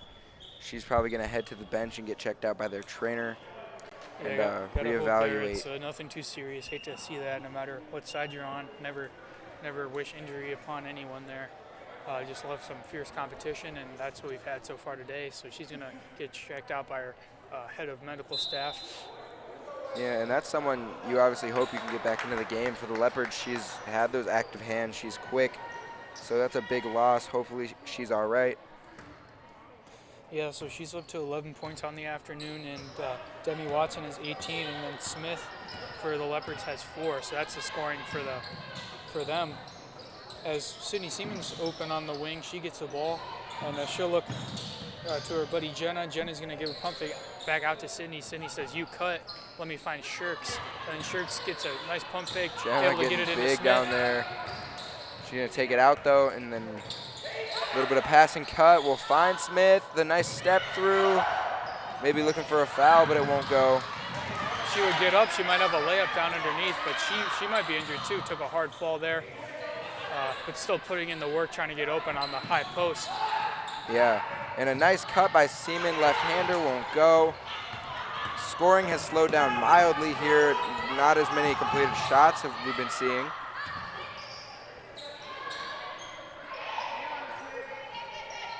So the Leopard offense seeming kind of stagnant as of currently. Yeah, a lot of their offense has come off of fast break layups by Foster, and with Foster out, that kind of goes away here. So I think Watson is going to try to improve on her 18 points here, maybe get some open three-pointers, but Sydney Seaman is stuck to her like glue, so she has nowhere to go. Close. I'm sure Coach Gilbert said we can score all we want, but we need to play defense if we want to try to win this. Baseball pass there. Jenna Smith able to cut it off and then force the missed shot, rebound to Lutz. I think Lutz has a bulk of the rebounds today. Yeah. The other players, and then that's a aerial pass there right to Parker, I believe. There's a fast break layup. So Lutz has had a bulk of the rebounds today. Looks like we got J-Man over there, Jerry Cardinal, on the entrance of the court, supervising as he always does. Got to make sure things are going smoothly. With Coach Flager gone on vacation, I think he's filling in at the athletic director duties for today. Seaman. So Sydney Seaman, every time she shoots a 3, it's close. She hasn't hit one tonight, but she has been in and out a couple times. So Foster over there maybe unlacing her shoes. So looks like it could possibly be an ankle problem there. Hopefully it's nothing too serious again. Watson, they're going to make sure they're up on her. As she'll take it to the rack and won't go. We've had slow scoring in the past couple minutes, but Sydney Seaman will pass up the open 3 to find Jenna Smith down low, and it turns out to be a good decision for her. That's selfless basketball right there, and that's what you like to see. So put the assist on the stat sheet for Seaman and give Smith the points. How many points is Jenna up to tonight? She's up to 16 now with about 40 seconds left in the half. So a 3-ball banked home. Just like we were talking about Huntington banking hours, there we go. Back open. I believe that was Jordan Banks. Look at that. Would you look at that? Sometimes that one's basically asking for it. Jordan Banks with the bank, showed up to Huntington Bank, and then Shirky with a 3-ball of her own can't go. And then Sydney Seaman, the between the legs save, and then the Leopards have numbers. Smith now strip. Sarah Seaman pushing the pace. She needs to shoot it. I don't think she's aware of the clock.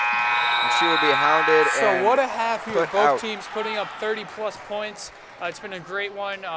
Fierce competition from two Mahoning Valley Athletic Conference foes. Hey, Shooter Paul, what's going on? Just washing the boss's bike here. Sweet bike. Does he ever let you ride that thing?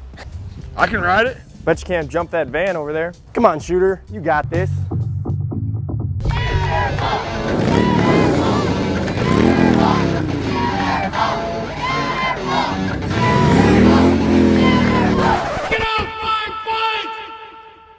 Charles Auto Family in Garrettsville. Get your best deal from the nicest people in the business.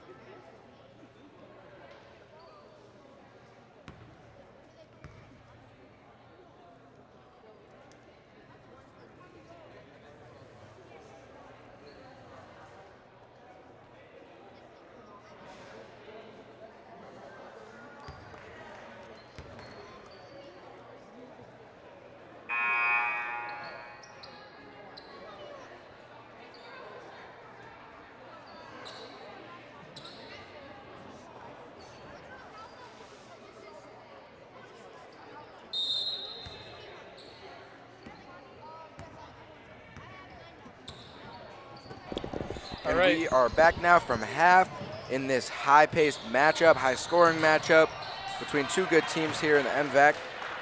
And right off the bat, we see a bucket. I believe that was Smith. Then Sydney Seaman left alone. Can't hit that 3-ball. And the scoreboard's off. It happens. So no fault there by the scorekeeper. Just a little unlucky that happened. If you tuned in on Friday,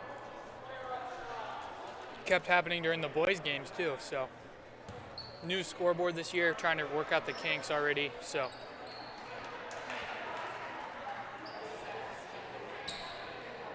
yeah, and this Liberty Leopards team, they're a good team. Obviously coming into this matchup 7-0, whereas the G-Men coming into this matchup 500. They're 3-3, 2-1 in the league though. So for them to be in this matchup, it's good. Liberty's a good team, and the G-Men are matching their pace and intensity so far, and I'm sure that's what happened in the locker room. Just keep matching that intensity, pace, be physical, and just the normal basketball things.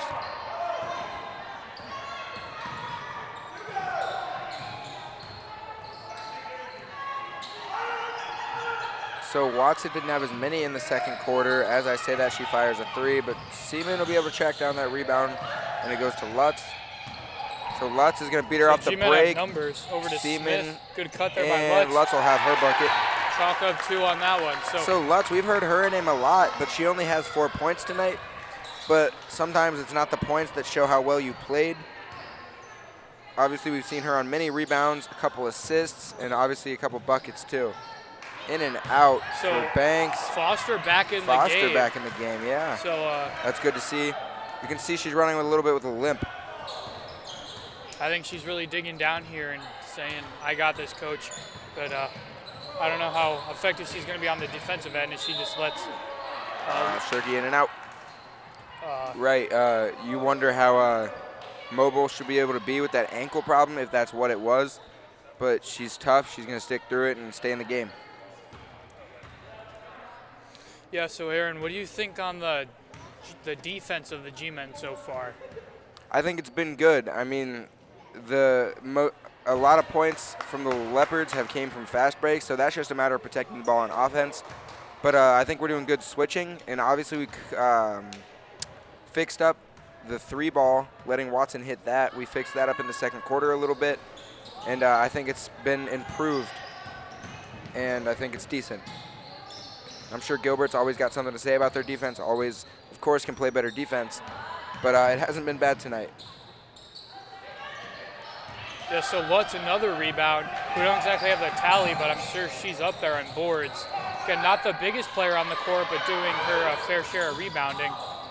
So Smith able to get it out to Sarah. She'll take one.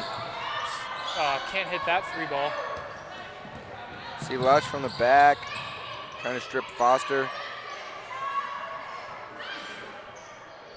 So yeah, we've seen the Leopards obviously shoot the 3-ball a lot. A lot of their points have came from that as well. But haven't been as effective as Shirky sends her back to the dog pound. Hasn't been as effective here in the second half. In the second quarter. Travel. Questionable call there by the ref. But, yeah, a little ticky-tacky. I think sometimes the refs give the defense the benefit of the doubt on calls like that. Again, difficult call to make, and we don't have instant replay, so can't blame them for that one too much. Leopard's gonna space it out here a little bit. G-Men look like they're running a modified zone. Maybe it's just can't exactly tell. Looks like a 1-3-1, not a harsh 1-3-1 though. Banks gonna fire it, won't go. She hit one earlier in the game. Shirky gonna fight for her rebound, but then Banks will get the steal. And now Smith will be at the 3-point line, but she'll drive instead. And it'll be a blocking foul before the shot even went up on Shirky. Yeah, so anyone familiar with Portage County basketball know that 1-3-1 defense is a Bob Dunn special from Southeast. Remember playing against it back in the day, and it was just a pain in the butt. So I'm sure Coach Gilbert has seen that over the years with playing against Bob Dunn in Portage Trail Conference play, and uses that as influences. A lot of coaches just use other coaches as influence. So 32 nice up and under bucket. showing the post moves there. Need to write her name in. I think that's her first time on the. Tiana Oh, Witherly actually, there. it's not. Made the joke about her being a meteorologist earlier. A nice cut by Seaman there. And we're running the 4 guys up. We see the 2 on high posts. Sydney Seaman has an open 3 and still can't get her first one to drop from deep. Shirky holding her chin. Looks like she got hit. Doesn't matter, she plays through it. And Seaman just struggling to find the inside of the hoop. Yeah, and right at him. That'll be Watson. How many is that for Watson on the game now, Cam? That's a 20 on the game. So 20, she dropped a 20 piece. Yeah, so already early on in the third quarter up to 20. So we'll get more about that after this.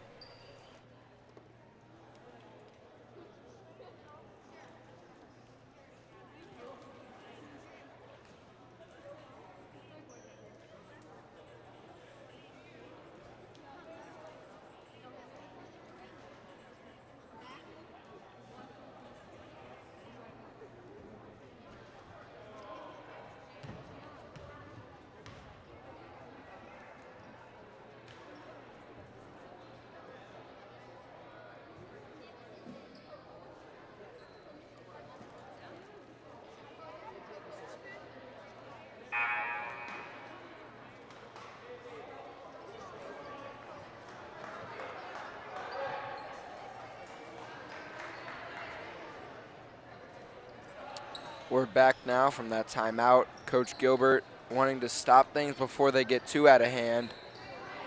And it'll be the Leopards with the biggest lead of the night, up by double digits, 10 points. And Gilbert's gonna want to get a couple buckets here, get them back in the game, and just make sure things don't go too wild here. So Demi Watson, I don't know if she knows Demi Lovato, but there you Sarah go. Seaman's Sarah going to Seaman, splash another that one. 3. So Demi Watson with a 20 piece just by herself for the Leopards. So that's really their main offensive threat. Good steal there by Maggie Fogel, able to get it to Nora Trent. Nora Trent picks up her dribble, trying to find Caitlin, and she does, and then into Jenna Smith, easy too. And there you go. I just talked about getting a few easy buckets, and we've had that. Although I don't know how easy Sarah Seaman's 3-ball was, but she hits those, and so now we got some picked up scoring in the second half. So lack of communication there. It's more like a 2-1-2 look there. And again, Weatherly. Weatherly not able to make it rain there. Seaman calling for a screen.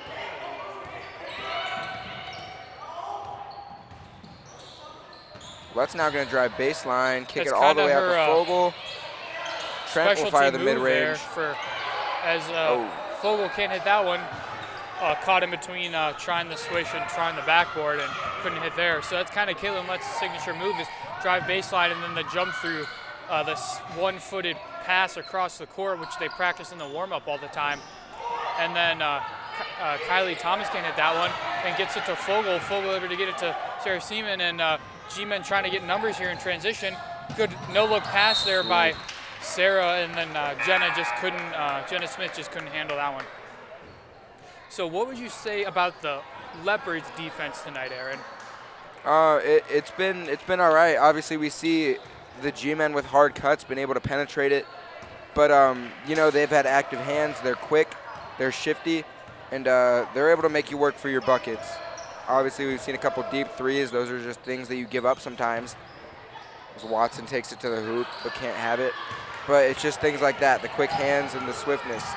I think that's what makes their defense good. Yeah, so the Leopards aren't always the best on-ball defenders, but they will help like that there and force missed layups. All the way into Foster, a little turn away, rolls over the rim. So I would think the G-Men would be inclined to slow things down or speed it up and maybe slow things down, get a half-court set as Madeline Shirky is going to look to check back in. Trent's going to hand it off to Lutz, who gets in and can't hit that one. Good look, won't have it. Another one. Smith can't hit that one. And then Trent able to get the and one. So on the third talk attempt, about Trent there. Perseverance, right place, right time. Third try for the G-Men, right down, contested down by the basket. And the third one falls, and that is the one that gets the foul call. Yeah, so Trent trying to complete the three-point play now. That's her first bucket on the night. It'll bring the G-Men within 3. And that's exactly, I'm sure, what Gilbert wanted coming out of that timeout. Get the offense moving, stay active on defense, to turn defense into offense. Yeah, so it looks like some movement around for the Leopards. Foster might get that ankle looked at again. She looks to be a little sore over there. Of course, got to respect the grind of her coming back into the game at all. Good rebound there by Smith. Able to get it. Do you think this defense is working for the G-Men? Watson. Do you think this modified zone is working for them? I think it is working. They're not giving up the 3 ball. Obviously, Watson hasn't been able to hit one in the second half. She was the most dangerous hitter in the first. But it's shutting it down. But they're also able to play help as Seaman hits the mid-range. Her first bucket, I'm sure that's a much-needed ego bucket there. But, yeah, I think this defense is good as Watson's on the ground. So fans not liking the calls here. I guess fans never like the calls, right? If it's a call against your team, you don't like it. If it's a call for your team, you like it. So True that. I'm sure the fans from the Liberty really like the call there. So Demi Watson's going to go to the line, and she'll look to add on to her scoring tally here. So things look like they might have started getting out of hand a minute ago, but now the G-Men were within 1 at one point, and now are within 2. Cut down a 10-point lead down to 2 here. Yeah, so this is a big game for the Leopards, obviously wanting to keep that undefeated streak alive, and for the G-Men to be a statement win to beat someone in the conference, especially an undefeated team after being 500, kind of prove yourself as Lutz gets in there. Yeah, the G-Men suffered a conference loss at Champion last week. They have a little bit of bad blood with Champion, playing them in 2 straight district finals and winning or splitting the series with them.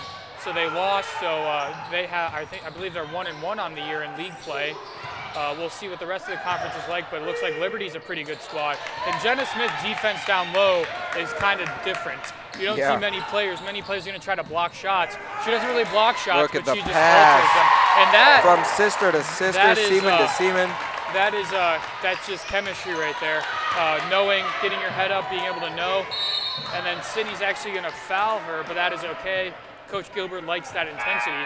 So G-Men have crawled all the way back. We thought the Leopards were going to put this game out of reach, and just like that, the G-Men are now leading in the game. Yeah, and you see Watson getting frustrated with herself after missing that bucket down low. Obviously, after her first big half, or the big first half, she's looking to come back out and repeat it, but she's been struggling a little bit, and I'm sure that's frustrating. She's looking to get things going, but she'll take a seat for now, probably get rejuvenated and ready to go. Yeah, after a interesting JV game, this is a great varsity game to watch. 2 good squads going at it. Yeah, they're going to call that one a carry. Sienna Smith's going to carry a little bit there. So Leopard's going to do a little bit of a pressing action. I haven't seen much of that today. It's going to be a little bit of a soft press. There's really not much of a press at all as Kaylin Lutz able to just dribble past them. Back the defense right to it. Finds Smith. And yeah, she'll get the foul call. So she thought about hitting Shirks over there on the wing for a 3-ball or long mid-range shot, but she just decides to take it herself. So what's Smith up to on the game? Yeah, Smith's got 18 now. Yeah, she'll be heading the line, hopefully get her 20-piece. She's a 1,000-point scorer in her career already, as looks like her stance is not straight on with the basket. But whatever works. She's a good 2 to 3 feet off to the right side, but that's just, I guess that's how she likes her stance. So Sarah Seaman's going to take a seat. Maggie Fogel's going to check back in. Looks like Sarah's a little tired over there. She'll fill up her water. And Jenna Smith with a rare miss at the line. She's normally money from there. Yeah, so she's got 19 now, up to 19 on the night, and that'll put the G-Men up by 2. So it'll make it a 1-possession game, but a lead nonetheless. And the refs are going to talk some things over. I don't think the clock started, so that might be the problem there. Not exactly sure on that one. I don't know if they're going to make them run a couple of seconds off, but I would think the Leopards would try to get a Demi Watson's not even on the floor. Probably a Smith Demi Watson three threw ball from the right at bench. the end. Yeah, looking for the Smith. G-men. Won't have it. So 3, Caitlin Lutz can get a buzzer beater. 1. And She'll she stop and does. she'll have it.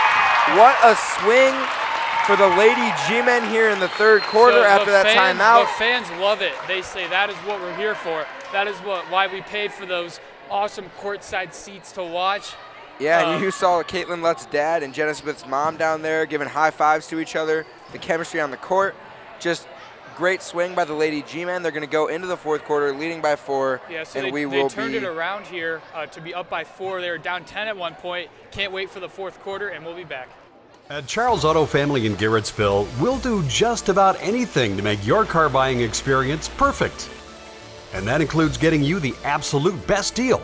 We have a big selection of new and used cars, trucks, vans, and SUVs. Plus, Charles has one of the best and most affordable service departments in the area. Just come in, pick out your favorite vehicle, and drive home. Or we'll be happy to deliver it. Charles Auto Family. Get your best deal from the nicest people in the business. We're back now for this fourth quarter of play. We got Cam here ready for Christmas with the very festive shirt. This fourth quarter, it's coming down to fourth quarter for Christmas time. Santa's getting everything finished up. Got to clutch up and get the gifts out for Christmas time. Yeah, this is going to be our last game here for a good week and a half here. Next game is going to be the Waterloo Vikings are going to come up from Atwater, Randolph area. A good old-fashioned Portage County rivalry. So that for the boys, that'll be December 30th. Oleski used to teach at Waterloo before he came and became a there's G-man. ties with Waterloo. So that play they ran is really similar to what the boys like to run to try to get a Caden Spade free ball. So Jenna Smith a little too much on that, and it goes down to acting athletic director Jared Cardinal with his water. He likes to keep the stats. He'll tell you his opinion on the game. If we could get him up here, I think he could have some advice. Yeah, so we see this stacked Leopards team, 7-0. Obviously, they're going to want to get this offense rolling. They have Watson back in the game now. Foster is playing on that ankle. Love to see the perseverance and the strength through it. Yeah, so I think of the G-men, the energy kind of sucked out of the Leopards. So if they could have a little run here, the G-men, they might be able to put this game out. Barely going to get the bounce. But Sienna Smith says, no, we're staying in this one.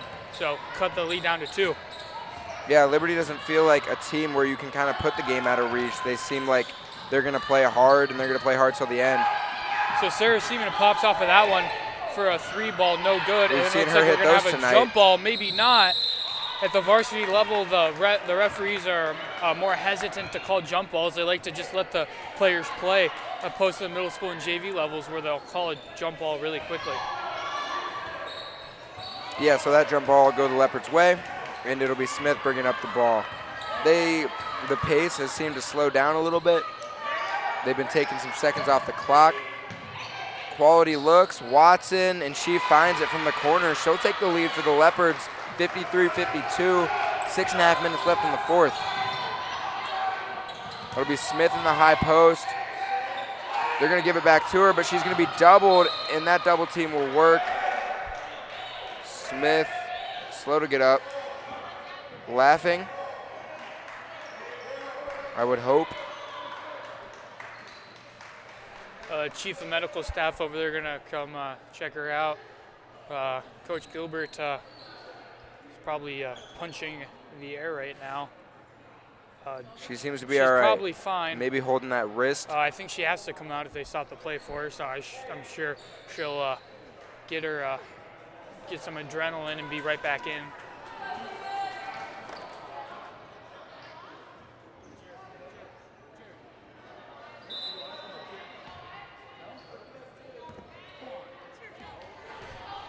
So here we go. Leopards trying to capitalize on that lack of size now that Smith's out, but Trent right back in for Smith, who has also got that tall stature. And pass is going to be to nobody in the corner over there. Yeah, that's some good help defense there by the G-men, every single basketball coach you talk to is going to say help defense is really important. On-ball defense is important, but you're going to get beat, and it's about recovering and having your teammates pick you up. There's 3 Lady G-men swarming to the ball there and able to force that errant pass. Yeah, so Shirky back in the game now.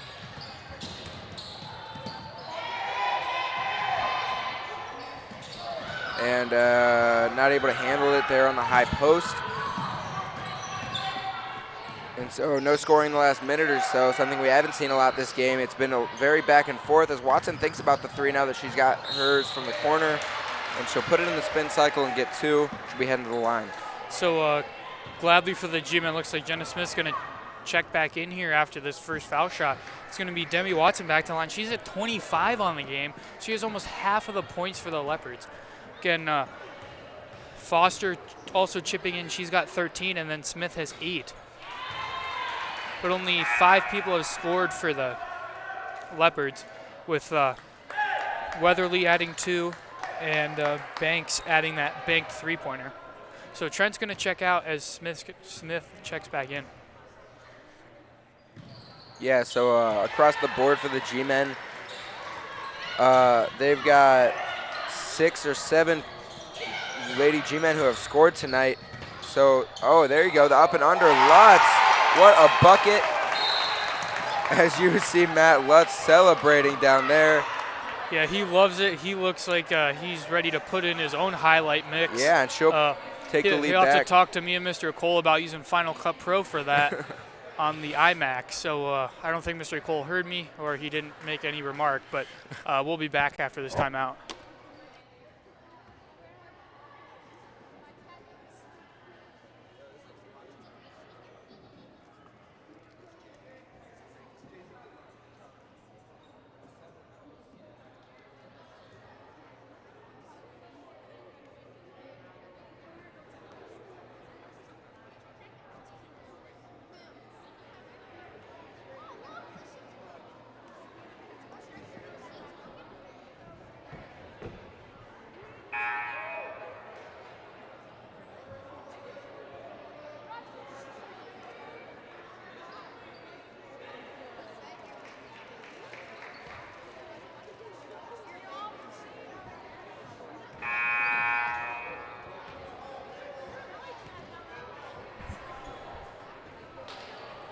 So we're going to be back here with 5.5 minutes left in the 4th quarter after that timeout. And it's coming down to be a close game. We were just talking, we wish there was some more support here. We wish we had some more fans for this great game. But we're very glad the people who did came out, and hope they can get loud and get hype for the rest of this game with 5 minutes left now in a close matchup with the 7-0 Liberty Leopards.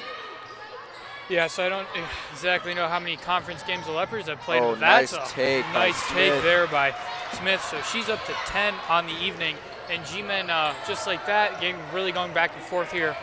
Not really a barn burner, but definitely a great game so far. Both teams on pace to score in the 70s, so maybe a little bit of a barn burner. Seaman, she's so ready to shoot. Lutz trying to hop on that rebound like we've seen, but no. All the way Foster, and you don't want to let them get to the paint like this. We saw what happened when they took their 10-point lead. This is what was going on. Now Shirky going to pass up the 3 and going to take it all the way to the rack, but it'll be off. Smith unable to get a hand on the offensive rebound. And you got to turn on Watson now, and she'll get another one to roll. That is 6 quick points for the Leopards. She's almost up to a 30-burger on the game. She's on 29 points right now. Just outstanding play by Watson. Well, let's see if the G-men can fight back here, really dig deep for the last half a quarter of play here. That'll help as Caleb Lutz is going to go to the line. Yeah. We're going to need these ones here for the G-men. Obviously, 7 points is nowhere out of reach, but you don't want to have that lead capitalized on anymore. So Jenna Smith gone a little cold here as Caitlin able to hit that one.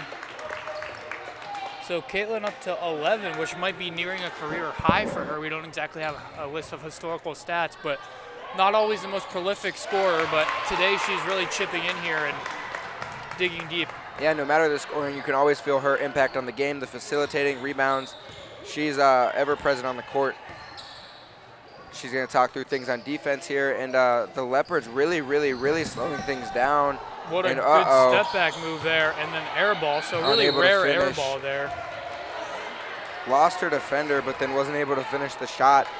So whoever was there defending couldn't quite see. Is lucky she didn't make that one, or she might have been on SportsCenter.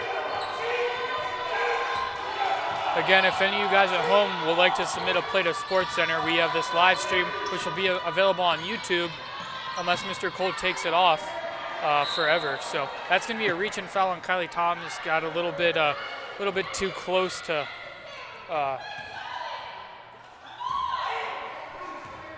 Sarah Seaman, as the coach from the Leopards screams that is not necessary. G-men are nearing being in the bonus. Good pass there to Smith. Good cut by Lutz. Good Lutz hands. able to get it out, get in, across, and then can't hit that one. So yeah, she's going to jump right on it. Able to get back the jump ball. So G-men going to retain possession. So good job there by Lutz. Just like we talked about in the boys game, Coach Gilbert demands the effort. He says, I don't care if you're All-Ohio and Jenna Smith. I don't care if you're sophomore Zoe May. You need to put an effort on the defensive end. And you can keep games like this against 7-0 teams close and a chance at an upset. So we'll be back.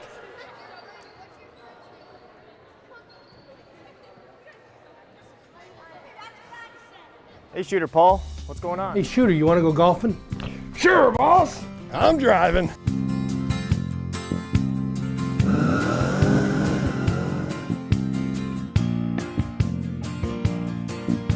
Old Bruce didn't know the surprise in store for him at the golf course that day. But at Charles Auto Family, there's no surprises. You'll find the nicest people in the business and fair prices to boot. Charles Auto Family and charlesautofamily.com in beautiful Garrettsville, Ohio. Not bigger, just better. Gilbert probably really hoping to get some points on the board. Down by 5 now with 3 and 1/4 left. And there you go. Sydney Seaman on the nice cut. Can't get it to go. Those are looks that we need to finish. But it'll be Thomas being able to control the ball. That's all right. Just going to have that defensive stop now. And cross court to Watson. And you would think the defensive urgency would be up a little bit now. G-men not really inclined to foul just yet. They're going to save those for later with only 4. So 3 more putting the Leopards in the bonus and 2 more for the Leopards putting the G-men in the bonus. So they're going to get a wide open 3-pointer there. And that could have really changed things here, but Kylie Thomas unable to hit. So Smith's going to get it to Sarah Seaman, who gets it over to Shirks. Shirks looks for Smith, just going to get it back to the outlet. Sarah Seaman, who steps into a 3. No good on that one. Good board by Smith. She's going to go up and get fouled. So G-men down 5 here. They can make it 3 if Jenna Smith is able to hit these foul shots. A shot that she's very good at. That mid-range in is really her bread and butter. Doesn't really shoot outside because she doesn't need to, and she can just bang the ball in the post. Again, has that, I never really noticed until today, but that off-centered free throw stance. And it works. Standing a little bit right of the hoop, but able to hit nonetheless. So she does hit that one, cuts the lead down to 4 now. with 2 minutes and 25 seconds remaining.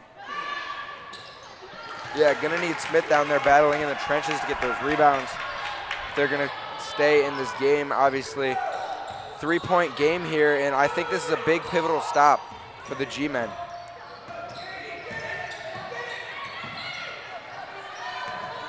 So G-men doing a little bit of trying to trap with the, as that'll help. There we go. As up Sydney to Seaman, able to get, and she can't finish it.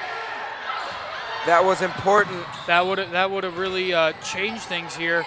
So G-men still down 3. I think they need a little bit more of that.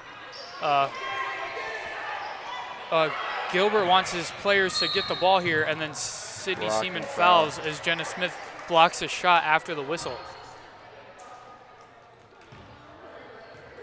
Yeah, so Gilbert frustrated with that missed layup. But it happened. Time to put it behind you.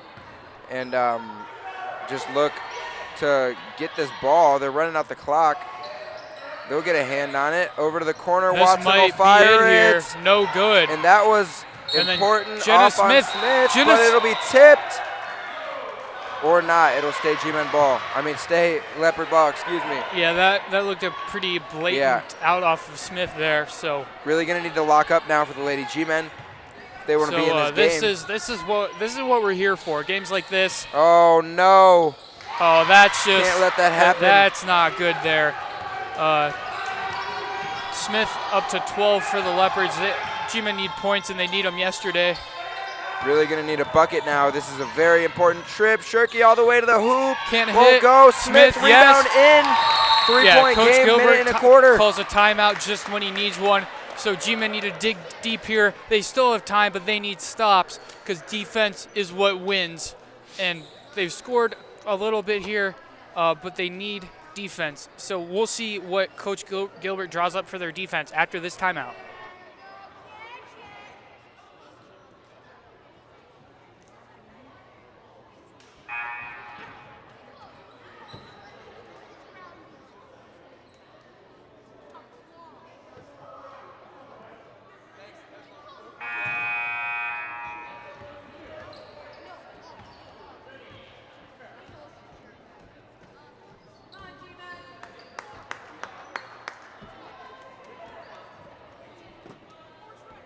So it's crunch time now. Leopards looking to hold their lead and protect the ball, run out the clock, and the G-Men going to need to stop badly here.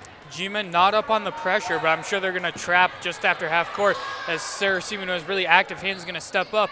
And then the lane is wide open, so if anyone would cut there, it'd probably be a layup for the Leopards. But they're just going to play a little bit of keep away. Ref calls a foul, I guess, on, I believe, Sarah Seaman, maybe. Not exactly sure. That was a little awkward. The ref did call the foul, so. So if we look at the quarter scoring, Sarah Siemens had a 3 in every quarter except for the 4th, so you would hope she would find that soon. Much needed bucket. Gonna need to rotate. 50 seconds left here. You don't want to let him use this clock up. To Watson being hard fouled by Shirky down there. So we're going to have Watson going to the line here. Looks to get up to 30 on the game. So 30 is really scoring 30 in a high school game is kind of like scoring 50 in an NBA game. It doesn't happen every night, but it is really impressive when it does happen. So yeah, Watson probably not the one you want shooting these free throws. Ice in her veins, drills that one. So G-Men are now down a possession, or 2 possessions instead of just 1. Yeah, so it's a 5-point game now. They're going to need a quick bucket here. Quick. Caitlin Lutz looks to go. Drawing a foul would be nice, especially if the ball's in the hands of Jenna Smith. And then Caitlin with her signature move, but Watson able to just read that one. So G-Men need points here. Whether it be a 3-ball or a 2-ball, they need points. They'll probably have their special play there, as Sydney can't hit that one either, and it goes down to Foster, and G-Men need to foul. They are hesitant to foul. They're down 5.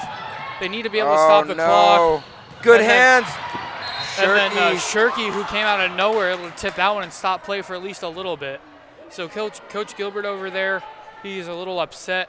I mean, I'm sure he's happy with the effort. This is a great team the G-Men are playing. It's been a great game so far. Love to see when both teams show up to play. No. And that's going to be it. The dagger. That is the dagger, I would have to say. Unless there's a miracle. Madeline Shirky looks like she's going to get a fast break layup. No good, though. Jenna Smith with the and one. It's not over just yet, folks. Trying to pull the G-Men Stay here. 4. Don't turn off your computer yet. Just stay here. Stay with your popcorn. Stay with your Diet Coke or your root beer for this one. So Demi Watson, who has 33 points on the game, of the Leopards 67. So that is impressive there. That is almost in Zoe May territory. So Jenna Smith able to complete the 3-point play, and G-Men need to be up. Oh, that's a steal there. That's off of the knee. That is close. That'll stay here. The ref's going to conjugate, talk it out. And it looked from up here like it was off the knee, but they're going to call that Leopards way. You see some unhappy G-Men fans. That would have really changed things here. G-Men need a miracle now, and the coach from the Leopards calls timeout. Gilbert trying to hype up his players, trying to get some motivation in them as they draw something up. We'll be back.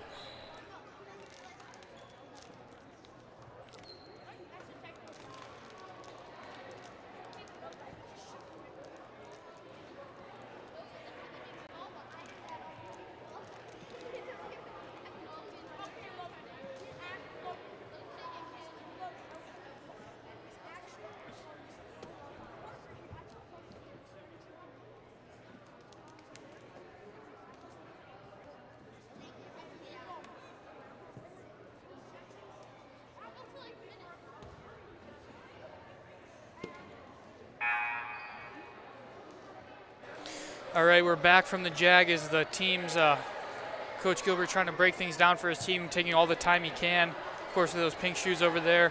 Looks like the Leopards have matching shoes. They got a team shoe this year. The G-Men do not, but they have a very theme of bright colors for their shoes. So Leopards going to inbound. G-Men need the pressure up here. Anything can happen. We've seen crazier happen. We've seen a guy in a national championship game drill a bank shot, and then the next guy, as that's going to be a foul. Kylie Thomas going to the line. If anybody remembers a few years back, Villanova beat North Carolina in the national championship game on a buzzer beater, on a buzzer-beating three-pointer. The guy from North Carolina hit a double-clutch bank shot. I remember being in 5th grade and watching that happen, maybe 6th grade watching that happen. It was insane. End of March Madness that year. So Kylie Thomas can't hit that one. G-Men need to go, and they need to go yesterday. They have Sydney wide open. She needs a 3-ball, and that's going to be it. So Leopards are going to walk out of here with a win. Foster just chucks it up at the end. They're grabbing the net, and that is just that is a heartbreaker for the G-Men. They clawed back from down 10 when we thought the game might have been out of reach. They were able to tie it and actually be up at one point, but then just sometimes they slip away. So G-Men are going to fall to, I don't know the record, but they need to get some conference wins soon here. Yeah, it looks like the G-Men will be 3-4 on the season, so just under 500, and 2-2 in the conference now, it seems. But the G-Men will lose 67-63 against the Liberty Leopards in a good matchup. Got to be proud of the effort if you're the coach of both teams. And stay tuned for broadcast information and